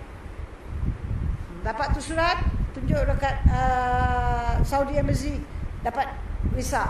Tapi tipu tak? All this pula. Satu keberkatan sama tak ada. Kita tak nampak ni semua. Okay? Kita, awak semua orang yang jujur. Orang in business line, tak kira dia siapa, tak banyak sikit dia terlibat. Even terlibat dalam kes-kes rasuah misalnya. Sekarang balik, awak bawa berapa beg, awak bawa semua dah lebih beg. Okay? So mereka sogok sikit dekat porter, dekat orang yang tolak-tolak masukkan beg ke apa ni, sogok sikit, beg awak lepas. Awak cuma boleh 23 kilo, awak bawa 230 kilo. Itu nasib baik 230 kilo. Ada orang bawa sampai 1000 kilo. Macam lepas, sogok sikit. Ini nak buat ibadah haji dan umrah tau. Rasuah ada, penipuan ada, macam-macam ada. Itu ke jalan yang kita nak mendekatkan diri kepada Allah. Kalau itu jalan kita, kesian sajalah. Tapi kalau tidak, biar aku tak pergi, tak apa. Aku takkan bayar rasuah. Biar aku bayar Korea, bayar. Kita bayar dia untuk angkat. Kita tak rasuah. Itu lebih baik daripada bayar rasuah. Faham tak? Ustaz kan tak apa. Saya kena orang dalam. Saya kena orang dalam. Everybody pakai kena orang dalam. Kapal terbang kosaan. Overloaded nanti. Betul tak? So kita kena jaga. Islam adalah agama jalan hidup. Way of life. Ada sistem. Bila semua orang Islam langgar sistem, Islam akan hancur. Okay? So kita kena jaga. So ingat, sempadan bukan Syekh tetapkan, Nabi tetapkan. Yang Nabi tetapkan ini, kalau awak tak dapat melalui sempadan, mesti jatuh niat 90 km daripada tanah haram. Okey. Baru-baru ini ada pegawai haji jumpa saya dan dia kata mereka semua daripada Madinah. Jadi setengah pegawai jemaah dia kata kita tak nak terlepas sunnah. Jadi diorang akan keluar lepas asar. Okey, mereka tak nak mandi di Madinah. Mereka nak mandi di Zulkhulaifah. Nanti kita akan bincang Zulkhulaifah. Nak mandi sunat ihram di sana. sampai mandi, solat. Tetapi mereka langgar sunnah. Abyar Ali ni tanah halal. Awak tak boleh solat sunat yang sebabnya terkemudian di tempat ini. Awak hanya boleh solat sunat yang sebabnya terdahulu. Walaupun dia nasihat, dia kata awak mandi saja di hotel Madinah. Kemudian sampai di Abyar Ali, awak masuk buat tahiyatul masjid. Ini dah asar. Awak dah salat di Masjid Madinah. Lepas tu sekarang kita nak keluar naik bas, mana ni waktu asar belum maghrib. Haram sembahyang apa sunat sekalipun, kecuali sunat itu sebabnya terdahulu, seperti sebab yang terdahulu seperti tahiyatul masjid. Sebab masjid sudah terdahulu tersergam. Awak masuk ke masjid, Nabi SAW bersabda yang bermaksud tidak boleh seorang itu apabila masuk ke masjid duduk, melainkan dia solat paling kurang 2 rakaat. Jadi seluruh dunia lepas asar boleh solat tahiyatul masjid. Sebab kita masuk rumah Allah, takkan kita biadab, tak sujud pada Allah. Tanda kita beradab, tanda kita menghormati rumah Allah, tanda kita bersyukur Allah telah mentakdirkan kaki kita masuk ke dalam masjid, ialah kita sujud kepada Allah. Okey, itu makna tahiyat. Orang yang tak faham, dia kata masuk lepas asar tak kasi solat. Saya masuk masjid, hadis suruh solat. Ini waktu asar, yes, tapi ini sebabnya terdahulu. Tapi kalau nak buat umrah, sebabnya terkemudian. Kat Mekah baru boleh buat umrah. Mekah dengan Abyar Ali berapa jauh? 400 lebih kilometer. Faham tak? So sebab dia jauh kan? So sebab itu tak boleh. Tapi ada kumpulan ini dia tak mau. Dia nak mandi dekat Zulhulaifah, dan lepas mandi dia kata dia akan sembahyang sunat ihram dan jatuhkan niat. Dan dinasihatkan, dia tak nak dengar, tak pulang. Sebab dia nak buat undang-undang dia sendiri. Nabi bilang tak boleh solat yang sebabnya terkemudian. Dia tak. Sebab dia kata kita nak ambil afdal, mereka tak buat afdal. Mereka dah buat yang melanggahi sunnah Nabi. Okay. So kita punya tempat ini yang first kita bincang ialah Zulhulaifah atau Abyar Ali.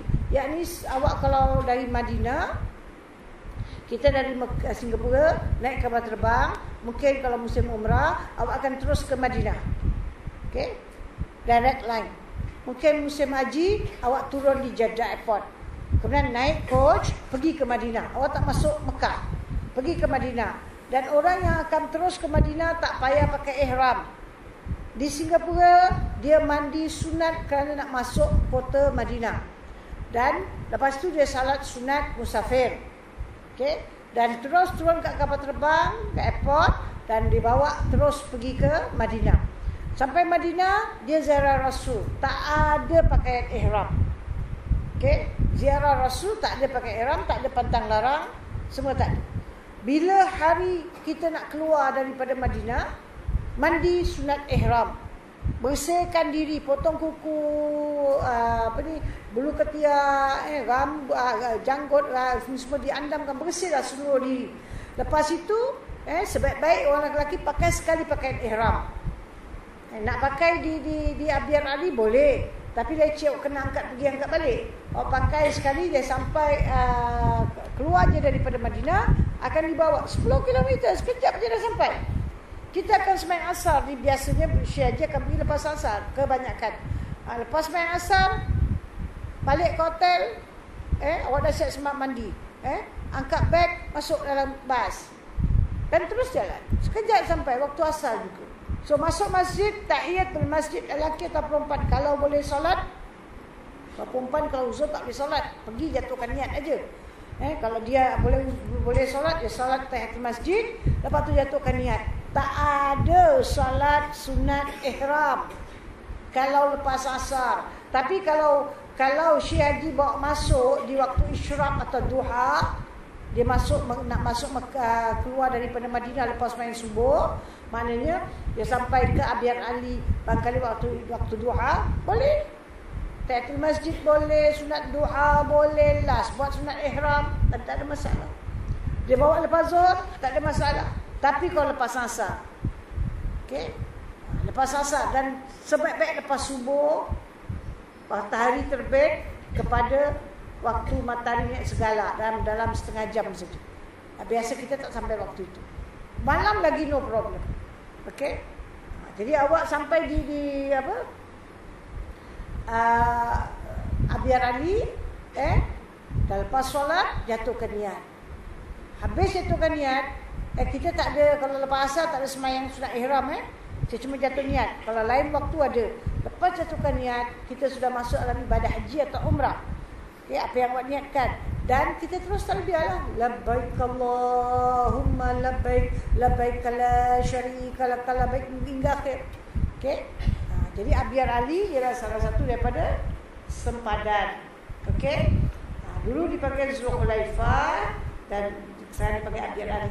Bagi jemaah yang datang dari Madinah, jaraknya adalah 10 km dari Madinah. Okey. Lagi satu Al-Juffah. Dia 187 km dari Mekah. Mungkin Al-Juffah ni dia lebih kata kepada orang-orang yang datang daripada kalau dululah ikut jalan penunggangan daripada Mesir, daripada daerah sebelah Mesir ke atas. Okey. Kemudian kita kalau biasa orang dulu naik kapal ialah Lam sekarang kita tak jalan dekat sini. Ini satu bukit dekat dengan sampai Jeddah. Jadi kalau dulu naik kapal dia 80-90 km dari Makkah, mereka akan bunyikan semboyan. Bila bunyi itu orang semua bergegas jatuhkan niat dan sebagainya. Kapal berhenti sekejap, dah jatuhkan nak semayang apa, lepas tu kapal jalan. Bunyi daripada kapal jalan. Sekarang semua dalam ihram. Sekarang kita tak ada kat Lam lagi. Okey. Dan yang ini Zatul Irqin. Dia 98 km dari Mekah. Qarnu Manazil 94 km dari Mekah. Dan kita lihat tidak ada yang kurang. Ni biasa kita bilang paling kurang is 87. Ni ada 89. Ini yang ditetapkan. Jadi kita bilang 10 km dari Madinah, dari Mekah 400 lebih kilometer. Okey, so awak faham sepadan untuk jatuh niat haji ialah paling kurang 2 marhalah. Habis kalau umrah, kalau pertama nak masuk pun dah lebih sepadan. Tapi nak buat second umrah, third umrah, itu semua tak payah pergi balik kat sini. Yang first, awak dari Singapura nak buat umrah sekarang, bukan buat ibadah haji. Saya nak kena pakai sempadan ni? Yes, ini sempadan. Okay. Bila awak dah jatuh niat dalam kapal terbang kita akan berjalan antara Zatul Irqin dan Qarnu Manazil di jalan tengah. Okay.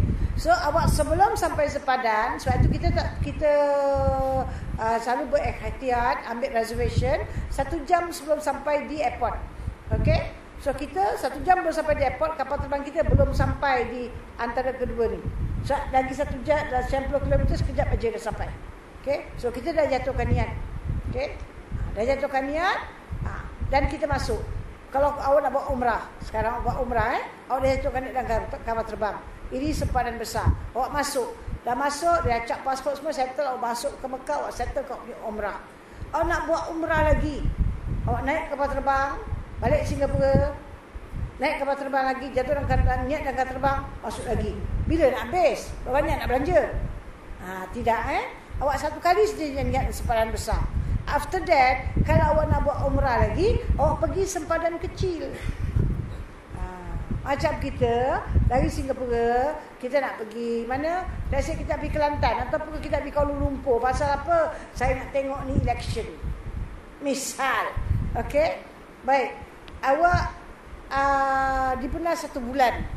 Maksudnya dapat dekat checkpoint kita, Woodland ke Tuas, okey, ataupun kita dekat airport sana dapat 1 bulan masuk kan? Betul tak? Masuk dapat 1 bulan. Masuk passport. Tapi lepas 1 bulan, awak sekarang berada di mana? Saya nak tengok Kelantan apa jadi. Awak dah duduk sebulan dekat Kelantan. Tapi awak kata saya nak tengoklah, awak datang lebih awal. Bila awak datang 1 hari bulan April, 30 April dah habis kan? Election 5 Mei. Macam mana? Takkan aku nak balik Singapura, kita dekat Kelantan. Jadi kat mana? Awak pergi saja tempat immigration yang di Kelantan. Di sana awak boleh cop pasport awak kan? Cukup kat sana. Faham tak? Sempadan kecil, tak boleh tak payah pergi daripada Kelantan balik ke Singapura, masuk balik pergi Kelantan, lepas sebulan balik. Tak payahlah, kat sana je extension dia boleh kasih. Betul tak? Faham tak? Sama macam gini. So bila first masuk, itu important. Yang niat dia haji atau umrah, itu checkpoint besar. Lepas itu orang nak buat umrah lagi, awak tak payah pergi checkpoint besar, pergi checkpoint kecil. So umrah ada checkpoint kecil, nanti kita bincangkan. Okay? So ini 5 telah Nabi yang tetapkan. Nabi yang tetapkan. So any ustaz yang mengubah ini, dia jawab di padang mahsyar. Dan kita mesti ada ilmu. Ustaz mungkin ubah ni semua, tapi kita jangan ubah, kita mesti menentang. Kalau awak terkenal cerita, awak mesti niat agak terbang. Tahu, paling kurang 2 marhala, 87 km. Itu paling kurang. Round up kita bilang 90 km. Lebih kurang tak boleh. 70 km semua tak pakai. Okay? Kalau kita niat di Jeddah, sini tak ada Jeddah pun. Kan? Di Jeddah boleh. Tapi Jeddah baru 48 batu atau 72 km. Tak cukup kan? So, bila tak cukup, kita jatuhkan niat kat sana, sah, tapi kena seekor kambing. Kalau awak buat dengan sengaja, berdosa. Kalau awak buat dengan sebab jahil, kita tak tahu, maka kita tidak berdosa sebab tak ambil tahu. Kita tak tahu, tapi kita berdosa kerana kita tak cari ilmu. Tak sempurna ilmu kita. Saya belajar. Saya bukan tak pergi, saya nak pergi haji, saya belajar. Tapi Syekh Haji mungkin, sorry cakap, dia tak go detail. Dia ajar, so Syekh Haji banyak urusan dia. Dia tak go detail one by one. Saya bukan Syekh Haji. Satu, saya boleh go detail. Saya tak ada apa-apa urusan nak buat untuk awak. Awak punya visa ke, awak punya suntikan ke, awak punya pasport ke, awak punya apa. Bukan urusan saya. Awak nak Syekh Haji, awak istikharah, minta petunjuk dari Allah. Okey? Baik.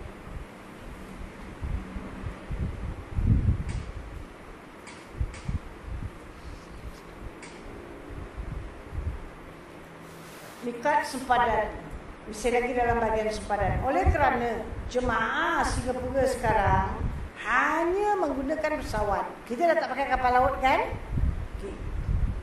Harus kita niat setelah meninggalkan Singapura, selewat-lewat 1 jam sebelum mendarat di Jeddah. Boleh tak saya tanya awak, kita niat dekat airport Singapura? Boleh tak? Boleh. Tapi dari airport awak sudah dalam ihram. Faham tak? Dari airport Singapura sudah ada pantang larang. Nabi tak suruh demikian. Nabi kasih itu dah dekat sepadan baru dia niat. Supaya kita tidak lama dalam pantang larang. Even haji ifrad. Kita kadang-kadang ambil haji ifrad 10 hari, 15 hari. Zaman Nabi dan sahabat 1-2 hari je. That is haji ifrad. 1-2 hari baru sampai Arafah. Okey, ambil haji ifrad. Kalau dah sampai seminggu, tak payah ambil haji ifrad. Haji tamatuk. Nanti kena seekor kambing. Kita selalu fikirkan soal nak berbelanja kat Mekah. Kita kalau belanja untuk nafsu, beli jubah, beli kain, beli selendang, beli korma, beli itu ni tak apa. Tapi untuk buat ibadah, kita berkira dengan Tuhan. Tapi kalau orang yang pandang dari segi positif, not negatif, dia kata kalau aku sembelih kambing, kasih kena dam, mana aku buat amal baik di Mekah kan? Kalau awak kena dam, dan awak bayar dam, nak kena kasih makan fakir miskin ke apa, awak bersedekah indirectly. Sedekah ni tak wajib, tapi kerana awak dah buat salah, kena wajib kan? Allah sengaja mewajibkan kita, kalau tidak kita takkan bersedekah di Mekah. Kita orang bola pandang segitu. Kalau kena dam atau kena kambing, tak apalah. Aku buat amal ni dekat Mekah. Banyak orang benefit. Okey. Baik. Okey, kita bincang kat sini balik. Jadi sekarang kita faham, kita boleh niat di mana pun, tapi tidak digalakkan. Disuruh kita niat kalau boleh 2 marhala dari Mekah. Kalau naik kapal terbang, sebelum mendarat di Jeddah, 1 jam sebelum mendarat di Jeddah.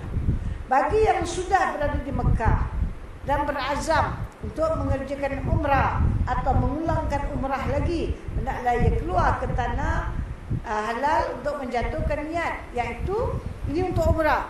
kalau ada berada di Mekah dan untuk buat umrah dan nak buat umrah nombor 2, nombor 3 dan seterusnya, awak boleh pilih di 4 tempat. Okey, di Tan'im lebih kurang 5 km daripada tanah haram. Ini tanah halal. Bila tanah haram mana kawasan Mekah. Ja'ana 29 km. Shumaishi atau dulu dipanggil Hudaibiyah 29 km. Atau di Arafah.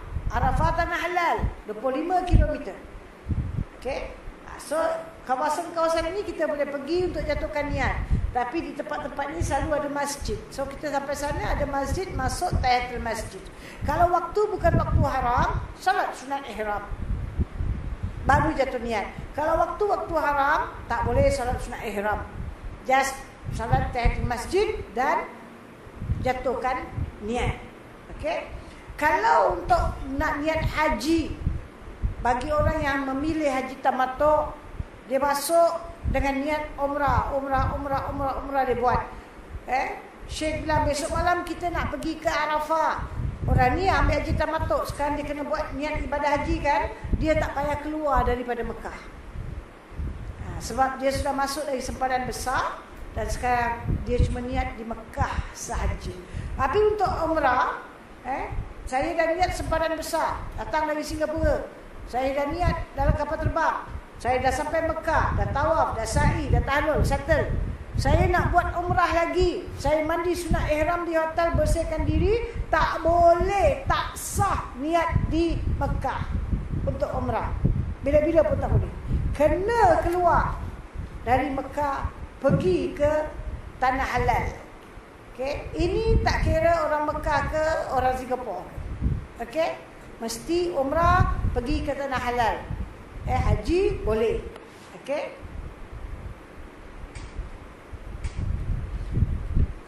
Ni saya dah awak kalau dalam buku awak semua saya dah tulis. Okey.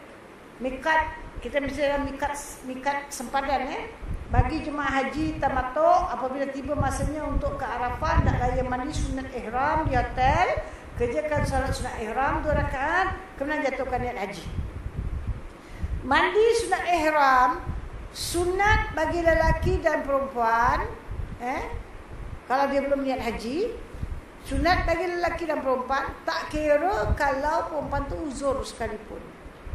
Tapi yang uzur tak boleh solat. Ingat, tak boleh lakukan solat. Sekadar mandi boleh. Okay? Solat tak boleh. Doa boleh. Baca Quran dah hanya dalam hati, tidak dilafaz. Doa lafaz boleh, zikir boleh, takbir boleh, tasbih boleh, istighfar boleh. Okay? Jadi kalau kita memang nak ambil haji tamattu, kita sudah mandi dari Singapura, kita mandi sunat ihram, dan kita pakai pakaian ihram, naik kapal terbang, dalam keterbang niat saja kemunjakan umrah, dan aku ihram dengannya dengan syarat tahlul ku tanpa dam, jika sesuatu yang menghalangi. Ini untuk umrah biasa, niat yang gini, atau untuk umrah haji tamattu. Okay. Kalau umrah biasa yang orang pergi sekarang ini aja dah dia berniat. Kalau orang yang pergi haji, dia niat macam gini, bila sampai masa dia dah habis satu umrah, besok dia nak buat lagi, mandi ke hotel, bersihkan diri, keluar dari Mekah, pergi ke tanah halal. Mana tadi? Ja'rana, Tan'im, Hudaibiyah, Arafah, dia pilih salah satu. Okay. Dan dah jatuhkan, dan sampai sana ada masjid, masuk tahiyatul masjid. Waktu haram jangan buat salat sunat ihram. Terus satu niat. Bukan waktu haram, tahiyatul masjid, kemudian sunat ihram 2 rakaat, jatuhkan niat, sudah dalam batang haram. Balik ke Mekah, tawaf, sa'i, tahlul, habis. Nak lagi buat sama. Sampai Syekh kata, kita akan pergi ke Arafah malam ni atau besok malam. So orang ini yang haji tamattu ni, dia bersihkan seluruh tubuh badan dia, mandi saja ke mandi sunat ihram kerana Allah Taala. Okey, lelaki dan perempuan sunat afdal mandi. Tak kira haid tak haid. Kemudian yang haid terus jatuh niat, dia tak ada salat sunat ihram, dia tak ada sebab dia dalam haid. Dia niat saja aku mengerjakan haji dan aku ihram dengannya dengan syarat tahlulku tanpa dam jika ada sesuatu yang menghalangi. Labbaik Allahumma labbaik. Sekarang dia dah sama macam orang lain yang tidak uzur, tidak ada haid, dia dah mandi sunat ihram, dia boleh solat di hotel atau dia pergi ke masjid untuk solat sunat ihram. Tadi mandi sunat ihram, sekarang solat sunat ihram. Baru dia jatuhkan niat. Okey. Bagi perempuan yang buat umrah, datang untuk buat haji tamattu, buat 1 umrah, 2 umrah, 3 umrah, 4 umrah, 5 umrah, 7 umrah, 8 umrah, dan niat balik ke hotel sekali haid dah datang. Tapi dia dah niat macam mana? Sepatut tunggu sampai haid dia kering. Okey. Settlekan umrah. Kemudian datang musim waktu nak pergi haji, dia niat haji masuk. Tapi ni sekarang haid dia takkan kering. Ni dah 8 Zulhijjah baru datang. Okey. Takkan besok boleh kering, takkan 1 hari. Kan? So macam mana dia dah niat umrah belum settle, macam mana dia pergi haji? Sekarang tambah kat niat dia atau betulkan niat dia dengan niat haji kiran. Saja tadi niat saja aku buat umrah kan? Sekarang niat saja aku mengerjakan haji dan umrah. Dan aku ihram dengan kedua-duanya. Dengan syarat talul kutan padam jika sesuatu yang menghalangi. Jadi dia sekarang haji kiran. Kalau dia memang haji tamattu, dia ada keluarkan seekor kambing, ini dah kira tukar pada haji kiran, tak payah tambah sama. Okey? Tak payah tambah sama. Jadi kena tukar baru dia boleh pergi ke Arafah dengan niat haji. Sebab semua orang nak pergi Arafah tak boleh niat umrah. Umrah dan haji boleh, itu haji kiran. Umrah semata-mata tak ada. Kalau nak kata saya memang nak buat umrah tapi saya suka nak pergi ke Arafah, boleh lah. Faham tak? Tapi tak dapat apa dapat. Sekadar doa-doa saja. Baik. Ini di Muzdalifah. Ini gambar di luar diri kita ada keterangan. Di sini Muzdalifah ni tak ada apa benda. Cuma ada satu masjid. Ni sekarang dah bikin kemah untuk jemaah-jemaah haji. Kita kalau muassasah kita punya kemah di Muzdalifah, kita bukan duduk sampai subuh, tapi kita duduk sampai 13 hari bulan Zulhijjah. Mana kita duduk banyak hari kat sana. Okey. Asalnya dia kosong, tanah lapang. Tanah kosong. Nabi pergi ke sini. Kemudian di zaman Nabi tak ada masjid. Satu ketika masjid ini sebarang orang pun tak boleh masuk. Kalau musim haji, dia akan berada di masjid di Masy'aril Haram, tempat dipanggil Masy'aril Haram, ialah orang-orang VIP. Tamu-tamu raja. Kerajaan Saudi setiap tahun dia akan mengundang negeri ni dia akan kasih 40 tiket ke, 30 tiket ke, 20 terpulang pada dia lah, 50 tiket ke, jemput orang-orang yang kata kat Malaysia nak kasih 50 tiket ke ramai orang. 50 orang ni akan ditanggung kapal terbang, tempat penginapan, makan, minum, semua ditanggung oleh kerajaan Saudi. Dia cuma bawa badan dia saja, free of charge. Okay. Dan di Singapura pun dapat. Barangkali awak kota tak dapat. Kota punya surat dah keluar kan.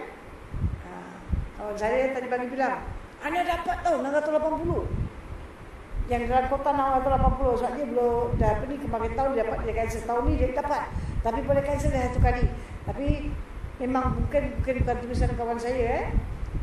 Dia setelah berbincang dengan saya 2-3 minggu, dia dah ambil keputusan dia tak akan pergi haji. Sebab dia dah pergi. Ni nak hajikan mak saudara dia yang telah meninggal. Mak saudara dia tak kasih duit cukup. Meninggal cuma duit mak saudara cuma tak sampai 5,000. Dia ingat dia nak tokok tambah, tapi memandangkan umur dia, umur suami dia dah 70 lebih. Dan kalau dia pergi, dia lebih tua pada saya sikit. Dia pun dah 60 lebih. Kalau dia pergi, dia tinggalkan suami, dia rasa tak boleh lah tinggal suami dah 70 lebih. So mungkin kita akan usahakan buat haji tapi jemaah Malaysia. Jemaah Singapura kita susah. Yang Malaysia 5,000 boleh cukup. Kalau tak boleh pun badan haji lah guys. Okay. Jadi sekarang kita dah dapat surat kata dah. Okay. Awak dah dapat surat. Okay. Tentu gembira yang dah dapat. Yang awak masuk Senayan dan kata awak pulau, awak tentu gembira. Okey. Nak pergi tempat-tempat ini, awak tak ada, awak apa ni dah dapat, yang tak dapat sekarang. Alamak, ingat tahun ni boleh dapat, tak dapat. Tiba-tiba last minute dapat call. Suami dapat ke awak dapat? Kalau suami dapat boleh bawa isteri. Awak dipilih untuk menjadi VIP. Satu saya bilang kota bukan manusia buat. Allah tetapkan. Kalau last minute awak, asyik baik aku belajar yang mungkin awak cakap macam itu, awak dapat. Padahal awak punya kota awak tak dapat. Tapi tulisan Allah Ta'ala dapat. Awak dapat lagi ni tahun pergi di mesin pun tak keluar belanja. Semua tanggung. Dan nanti dekat masjid ni lah akan dibawa jemaah-jemaah VIP ni. Kalau malam Muzdalifah dibawa di sana. Awak akan bercampur dengan macam-macam delegates, rombongan-rombongan delegasi daripada mana-mana negeri. Mungkin ada ulama-ulama, orang soleh. Itu tulisan awak. Faham tak? Kalau gitu aku nak lah. Ini bukan boleh awak nak, awak tak nak. Ini Allah yang tentukan. Okay? Biasa nanti di Mekah, di Madinah makan special, tempat special, everything special. VIP. Mudah-mudahan terus saja di VIP sampai ke akhirat. Jangan VIP kat dunia aje. Okay? Jadi sekarang banyak dibuka. Di Muzdalifah ni kita tengok dulu sebelum saya terangkan. Ini kawasan Muzdalifah. Buka. Dan kalau orang tidur pun, dulu tak bikin banyak kemah. Orang tidur beginilah kat tepi-tepi jalan. Dah penat sangat. Apa buat di Muzdalifah? Apa dia buat ni? Dia kutip batu. Ini ada kerja awak kat Muzdalifah. Tak, kerja paling utama di Muzdalifah ialah doa. Doa. Kutip batu boleh di Muzdalifah. Boleh di mana-mana. Jangan ambil batu dari Mekah saja. Itu yang tak boleh. Faham tak? Batu ambil di Mina sendiri pun tak ada problem. Tapi orang selalu ambil di Muzdalifah. Okay. Kita tengok dulu, nanti baru saya beri keterangan.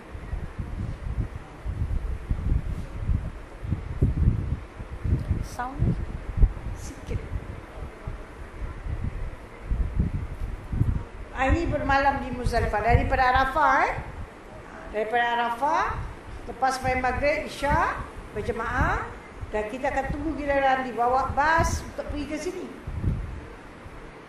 Sound sikit. Okay.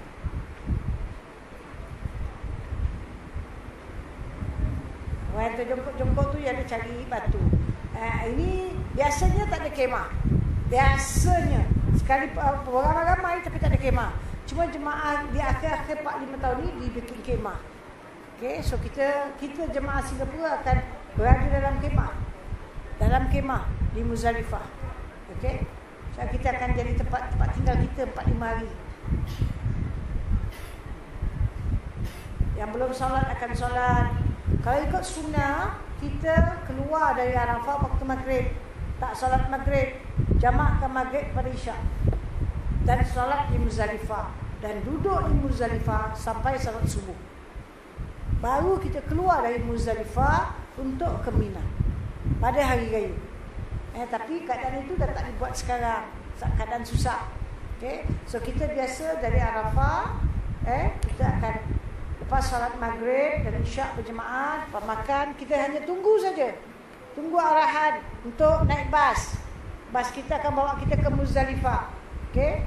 So sementara tunggu tu, kita ada banyak masa doa lah. Misalnya waktu wukuf kan, berdoa, berzikir, baca Quran dan sebagainya. Bila bas kita datang, kita naik bas. Ingat, dalam ihram, jaga pantang larang, dalam ibadat. Ini 5 hari yang sangat crucial dan sangat penting 5 hari ini. So kita akan dibawa ke Muzdalifah. Sampai Muzdalifah, ingat, jangan rebut, jangan berlari. Jangan berlari, jangan kejar-kejar orang dan sebagainya. Okey.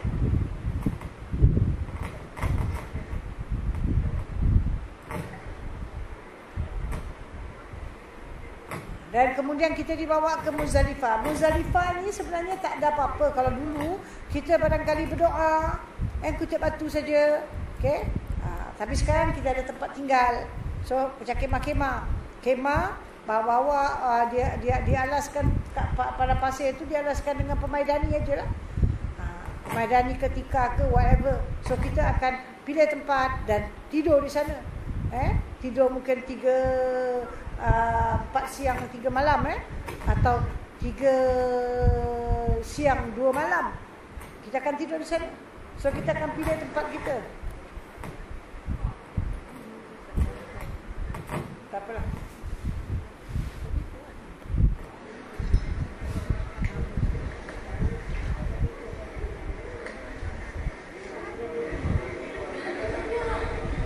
Ini 9 malam hari raya.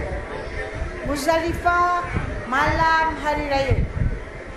Muzdalifah bukan pada hari raya. Malam hari raya 12.30 malam sampai subuh je. Dalam setahun cuma 5 jam setengah saja. Mesti masuk waktu Muzdalifah tengah malam hari raya. Dalam 12.30 dah masuk. Habis waktunya bila subuh pagi raya. So kita kena jaga. Kita berada di Muzdalifah ni wajib haji. Walau wajib haji kita tak boleh tinggalkan. Walaupun sekali, sekejap pun kita mesti lalu. Tapi biasa kita akan lama di sini. Okey. Ini sekarang sudah besar masjid. Dulu kecil je. Ini masjid Mash'arul Haram di Muzdalifah. Ni orang salat di sini. Kalau VIP semua mai masuk sini, kita jemaah semua kat luar. Sekarang kat luar ni pun ada kemah-kemah dia. Okey. Kita baca dulu. Bermalam di Muzdalifah, iaitu Muzdalifah ialah 18 km daripada Mekah. Lebih kurang lah, not exactly, lebih kurang 18. Iaitu apa kita buat? Kita berhenti atau berlalu padanya selepas tengah malam hari nahar. Yani selepas tengah malam hari raya Aidil Adha. Setelah berangkat daripada Arafah, wajib pergi ke sini. Hukumnya walaupun sesaat satu lahzah. Sunat memperbanyakkan istighfar dan doa semasa hendak ke Muzdalifah dan ketika berada di sana. Bermalam dalam bahasa Arab mabit di Muzdalifah, harus, tak wajib, tak sunat mengambil batu di Muzdalifah untuk melontar jamrah, tetapi ia bukan matlamat bermalam di Muzdalifah. Bagi jemaah lelaki yang kuat, afdal bermalam hingga subuh dan melakukan salat subuh, kemudian baru beredar. Okey. Kita nak bincang Muzdalifah. Kita dari Arafah. Okey. Kita ikut normal punya. Normal kalau ikut sunnah, tadi saya dah cakap, masuk waktu maghrib, Nabi suruh keluar daripada Arafah tanpa solat maghrib, jamakkan maghrib pada isyak dan jalan daripada Arafah ke Muzdalifah sebab 8-9 km saja. So jalan daripada Arafah pergi ke Muzdalifah. Okay. Zaman dulu orang tak pergi haji berjuta-juta. So jalan tu bolehlah. Dan sampai di Muzdalifah tak ada kemah, tak ada apa. Okay. Nabi berhenti di sana, baca doa. Sebab situ tempat kabul doa. Muzdalifah di antara tempat kabul doa. Nabi berhenti dan berdoa. Okay. Kemudian kita juga pergi sana, kita berdoa.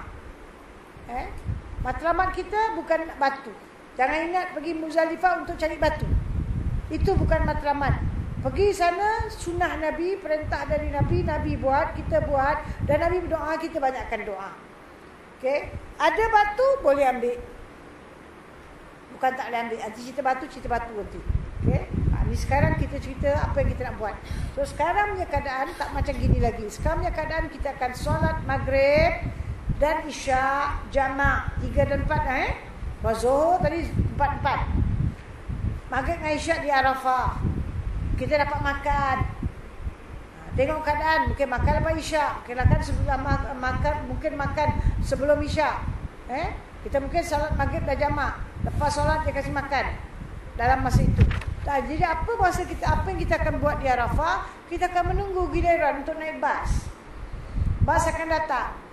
Mudah-mudahan bas ikut dia punya sistem, ikut dia punya jadual. Sebab kadang-kadang bas kena kidnap. Bukan orang kena kidnap, bas yang kena kidnap. Bila bas kena kidnap macam mana tu? Syekh Haji kita dah bayar tau duit bas. Okay. Bila orang-orang yang diberi amanah tidak amanah lagi, akan berlakulah perkara macam ini. Awak sudah dibayar, saya dah bayar awak untuk datang ambil jemaah saya 4 trip. Okay, saya ada satu trip 40, saya ada 160 jemaah 4 trip. Awak pakai satu bas, ataupun syarikat awak saya dah minta 2 bas, so 2 trip. Dia kira macam itu pakai trip. Saya dah bayar. Okay. Dan awak dah janji awak akan sampai ambil jemaah saya pukul 11.30 malam ataupun pukul 10 malam. Kita sampai awal, kita duduk pun tak apa. Tapi jemaah kita tunggu pukul 12, satu bas pun tak nampak. Syekh ada main telefon. Dia bilang coming, insya-Allah. Tapi tak coming juga. Kenapa? Dia dah terima duit saya. Kan? Dia dah amanah kan? Dah terima amanah. Tapi bila ada orang lain minta bas, dia bilang bas full. Tolong macam mana tolong? Aku bayar lebih pun tak apa. Saya bayar 1,000, orang tu bayar 2,000. Tak tanda? Mesti tak lah kan? Duit main peranan. Saya bilang boleh, saya ambil awak punya. Awak bayar 2,000. Yang tadi orang tadi tu, saya bilang nanti dulu lah. Aku ambil dia, lambat lah. Ambil tetap ambil. Saya dah tahu, saya kena ambil 2 trip sekarang. Tapi trip yang pertama dah bayar. Dia bayar 1,000. Trip nombor 2, dia tak sama waktu. Tapi dia bayar 2,000. Okey, ambil trip yang nombor 2. Dia dapat 2,000. Settlekan dia. Settle baru saya datang ke tempat awak. Saya kasih alasan lah, tak payah pancit lah, susah lah, gitulah, gini. Padahal saya dah hantar orang lain dulu. Ini semua nak kena jawab di padang mahsyar. Satu Nabi dah menerangkan dari awal lagi. 1,400 tahun lebih dulu Nabi dah terangkan tanda-tanda orang munafik. Satu daripadanya janji bohong, janji mungkir, cakap bohong, amanah, khianat, kalau gaduh jahat. Okay. Ini tanda munafik. Banyak berlaku.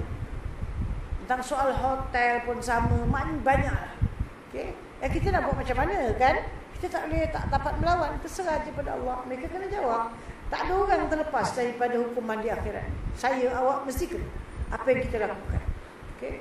So kita dah tahulah agak-agak mungkin kita tengok lambat bas ni. Kata ustaz pukul 10, dah pukul 12, 10 datang bas. Awak sabar. Zikir, doa, taubat, istighfar, baca Quran. Jangan mengadang-gadang.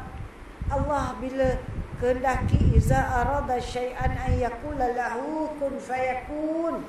Apabila Allah kehendaki sesuatu, Allah kata-kata jadilah. Allah kata jadilah. Allah belum kehendaki kita keluar dari bumi Arafah dan kita mesti di waktu wukuf, waktu kabul doa. So kenapa kita lepaskan peluang? Faham tak? Kita akan ke Abu Zalifah, tapi sekarang berada di bumi Arafah, mesti waktu wukuf, bukan masa untuk berbual. Kita akan lihat ke Arafah, datang ke muncak, Zuhur tu semua orang berdoa, bernangis-nangis. Asar mesti ada lagi, maghrib dah mulai reda. Awak dah sampai ke bukit kan, dah naik atas. Dah naik atas, apa turun kan? So iman kita mulai menurun. Na'udzubillah min zalik. So habis saja tadi Zuhur, Asar, awak akan lihat iman manusia menurun. Doa dah tak ada, zikir dah kurang, baca Quran dah kurang. Yang ada buat sikit. Yang kebanyakan awak tengok sendiri kalau saya cakap bohong. Berbuat. Bual. Like, tak kisah ini adalah hari wukuf. Tak kisah aku ni berada di bumi Arafah. Aku belum tahu dapat lagi. Cuma ada bumi Arafah ni lebih kurang 17 jam saja. Kita takkan duduk sampai 17 jam. Selagi aku berada di sini, kenapa kita tak berdoa? Bas datang, mesti diorang panggil. Pegawai mesti tengok kita belum bangun.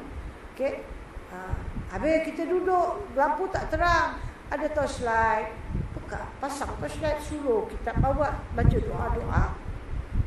Habis kita baca doa, orang semua tengok, dia ada mata, biarlah dia tengok.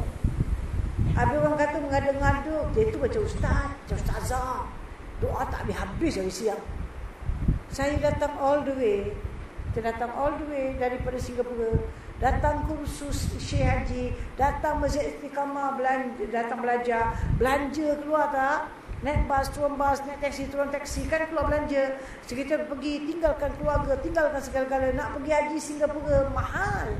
Bukan murah. Malaysia murah, tapi Singapura terlampau mahal. Tapi kita nak pergi dari Singapura juga kan, sebab kita rakyat Singapura, kita sanggup bayar. Tiba-tiba sampai kat sana, kita sia-siakan waktu kita. Kita takkan buat demikian. Saya yakin sebab kita ada ilmu kan. So biarlah orang nak tengok, tak nak tengok, orang nak berbual-bual lah, kita lebih kurang berbual, tapi kita lebih banyak beribadah. Lebih kurang berbual, lebih banyak beribadah. Ingat. Walaupun orang mula tak berdoa, kita terus doa, terus zikir, terus. Apa kita boleh buat, kita buat. Sebab tu kita mesti ada kita punya kitab-kitab. Ya Allah sudah buat persediaan. Ni doa muka surat Patujah nak mencari sekarang dah prepare. Faham tak? Sekarang dah prepare. Ni doa. Yang dia ustaz kasih atau dalam buku-buku doa awak sikit. Awak dah boleh habis, boleh ulang sampai 10 kali pun. Still banyak time lagi ada. So cari doa-doa. Tak tahu doa kat mana cari, cakap Melayu lah. Bismillah, alhamdulillah, selawat, doa apa mana doa. Untuk diri awak pertama, untuk keluarga awak dan sebagainya. Sampai masa Syekh kata bas dah datang. Naik bas, memang bas kita masing-masing punya bahagian. Awak grup A, dia grup B. Ni grup A naik dulu, awak naik. Ingat, bila pun ingat, bukan saja di Arafah, di Mina, di Muzdalifah, nak pergi ziarah, nak pergi mana pun, kita mesti sama keadaan. Jangan rebut tempat. Okey? Kalau ada orang lari naik atas, rebut tempat, ambil seat dekat depan tangga, seat senang turun. Mungkin awak pun nak tempat tu, kalau senang turun, tak apa, ambil belakang. Tapi kalau mana tahu tempat tu tak sesuai untuk kita, mungkin kat belakang lebih baik. Okay? So jangan berebut-rebut. Dan dari sana kita akan dibawa ke Muzdalifah.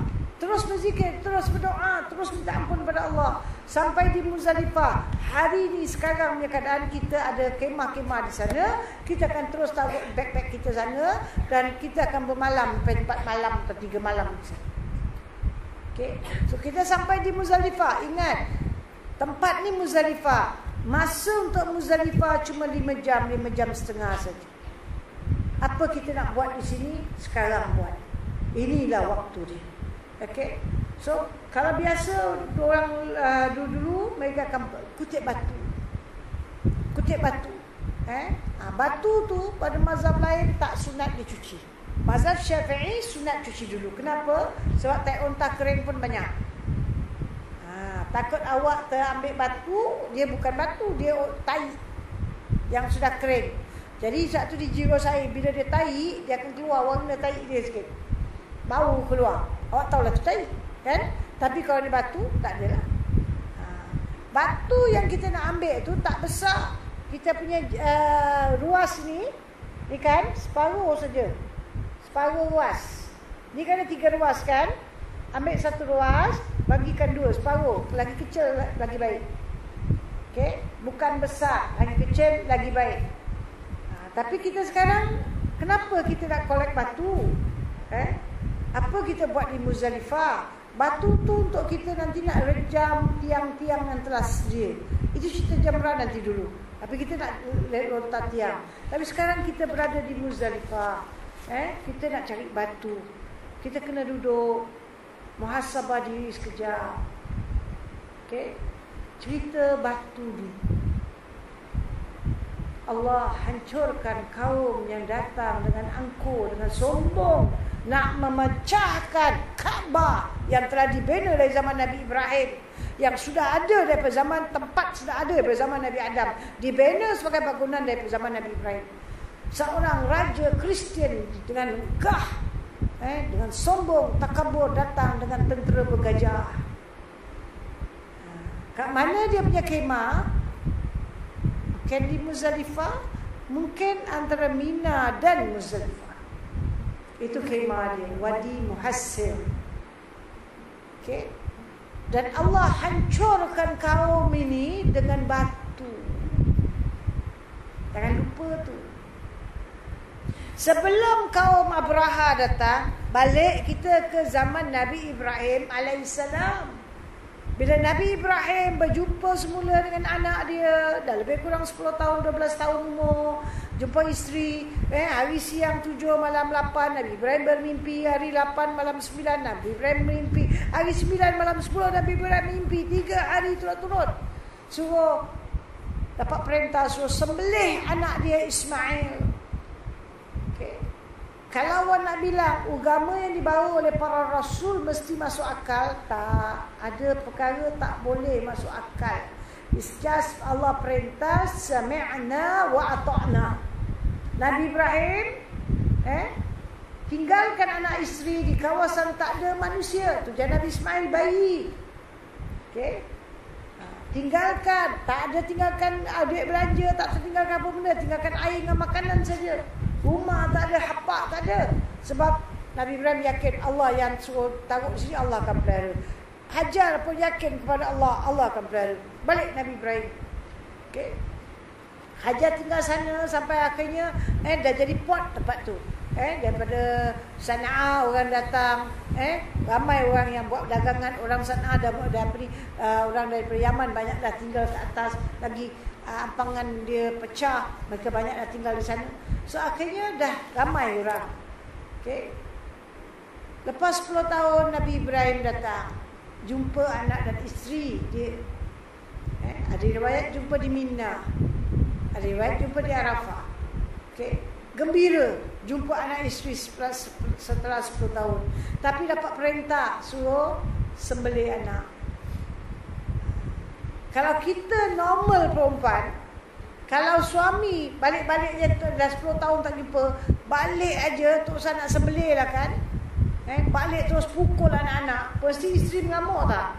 Awak dah 10 tahun tak jumpa anak, balik awak tendang terajang sepak anak. Apa manusia awak ni? Betul tak? Kan marah. Ini bukan sepak tendang terajang, suruh potong kepala. Mungkin kita akan terkelar, bergila kat dia. Nabi Ibrahim 10 tahun tak jumpa anak, sekarang jumpa, suruh sembelih. Tapi Nabi Ibrahim orang beriman. Allah perintah, dia nak taat. Dia beritahu anak dan isteri, mereka juga orang beriman. Dan mereka kata, jalankan perintah Allah. Inilah kehebatan bercampur orang beriman. Okay, kalau awak punya kawan orang fasik, orang Islam, solat, puasa, ibadat tapi fasik, dosa buat, cakap bohong cakap, kata orang kata, hina orang hina. Awak dengan dia selalu ada geseran. Selalu kan. Okay, kalau kita berkawan orang beriman, dia lebih sayang kita daripada keluarga kita sendiri.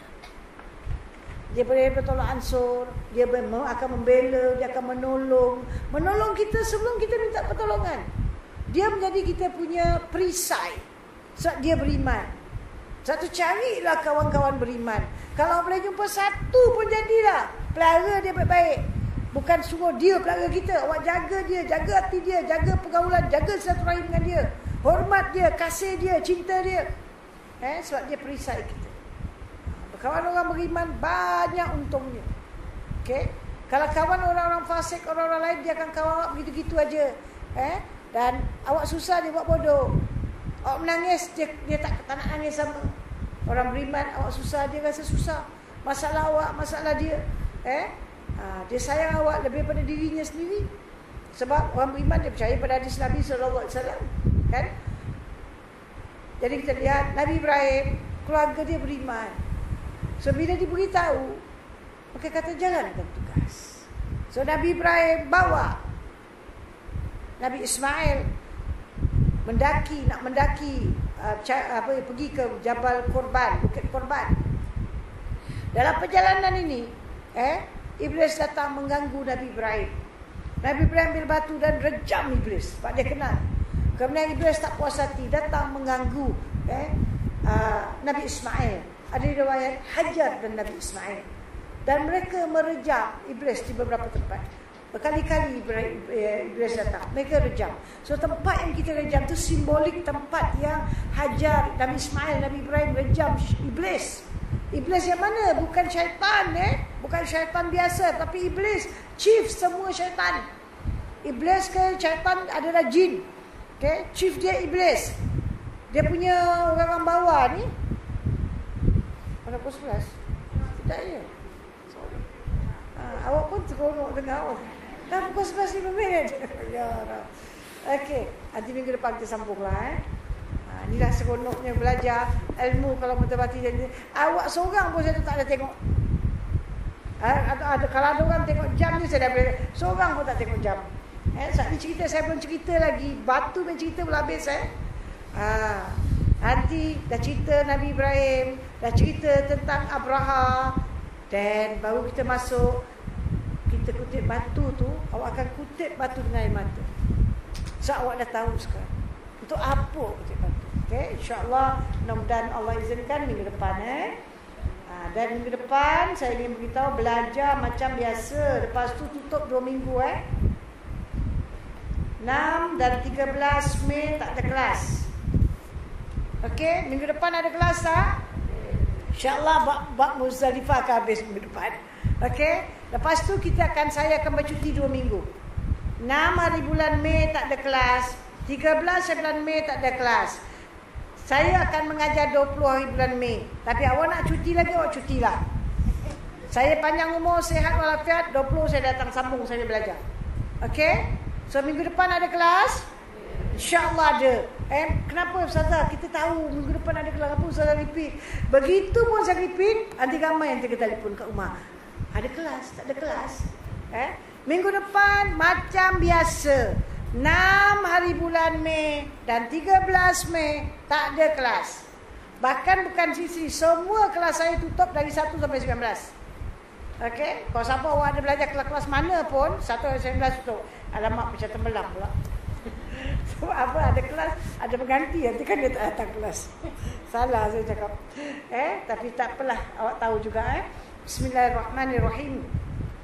ربنا انفعنا بما علمتنا ربي علمنا الذي ينفعنا ربي فاحكنا فاحك أهلنا وقرابة لنا في ديننا مع الإنسى وذكر ربي وفقنا وفقهم لما ترضى قولا وفعلا كرما وارزق الكل حلالا دائما وأخل أسكي عولا معنا زوبي خيري ونفى كل شر ربنا أصلح لنا كل شعون وأقر رب الرضا منك العيون واقضي عنا ربنا كل الديون قبل أن تأتينا رسل المنون واغفر استر أن تكرم من ستر وصلاة الله تأشى المصطفى من إلى الحق دعانا والوفاء بكتاب فيه للناس شفاء ولا العلي كرام الشرفاء ولصب المصابه الغرار اللهم دنا بهداك واجعلنا ممن يسارع في رضاك ولا تولنا وليا سواك ولا تجعلنا ممن خلف أمرك وعسك وحسبنا الله ونعم الوكيل نعم المولى ونعم النصير ولا حول ولا قوة إلا بالله العلي العظيم وصلى الله على سيدنا محمد المختار وآله الطهار وأصحابه الأخيار وسلم تسليما كثيرا سبحان ربك رب العزة عما يصفون والسلام على المرسلين والحمد لله رب العالمين آمين آمين يا رب العالمين سبحانك اللهم وبحمدك أشهد أن لا إله إلا أنت أستغفرك وأتوب إليك وصلى الله على سيدنا محمد وعلى آله وسلم الحمد لله رب العالمين. Maaf pada awak semua dan pada jawatan kuasa kita kerana lambat hari ini. Sorry lah.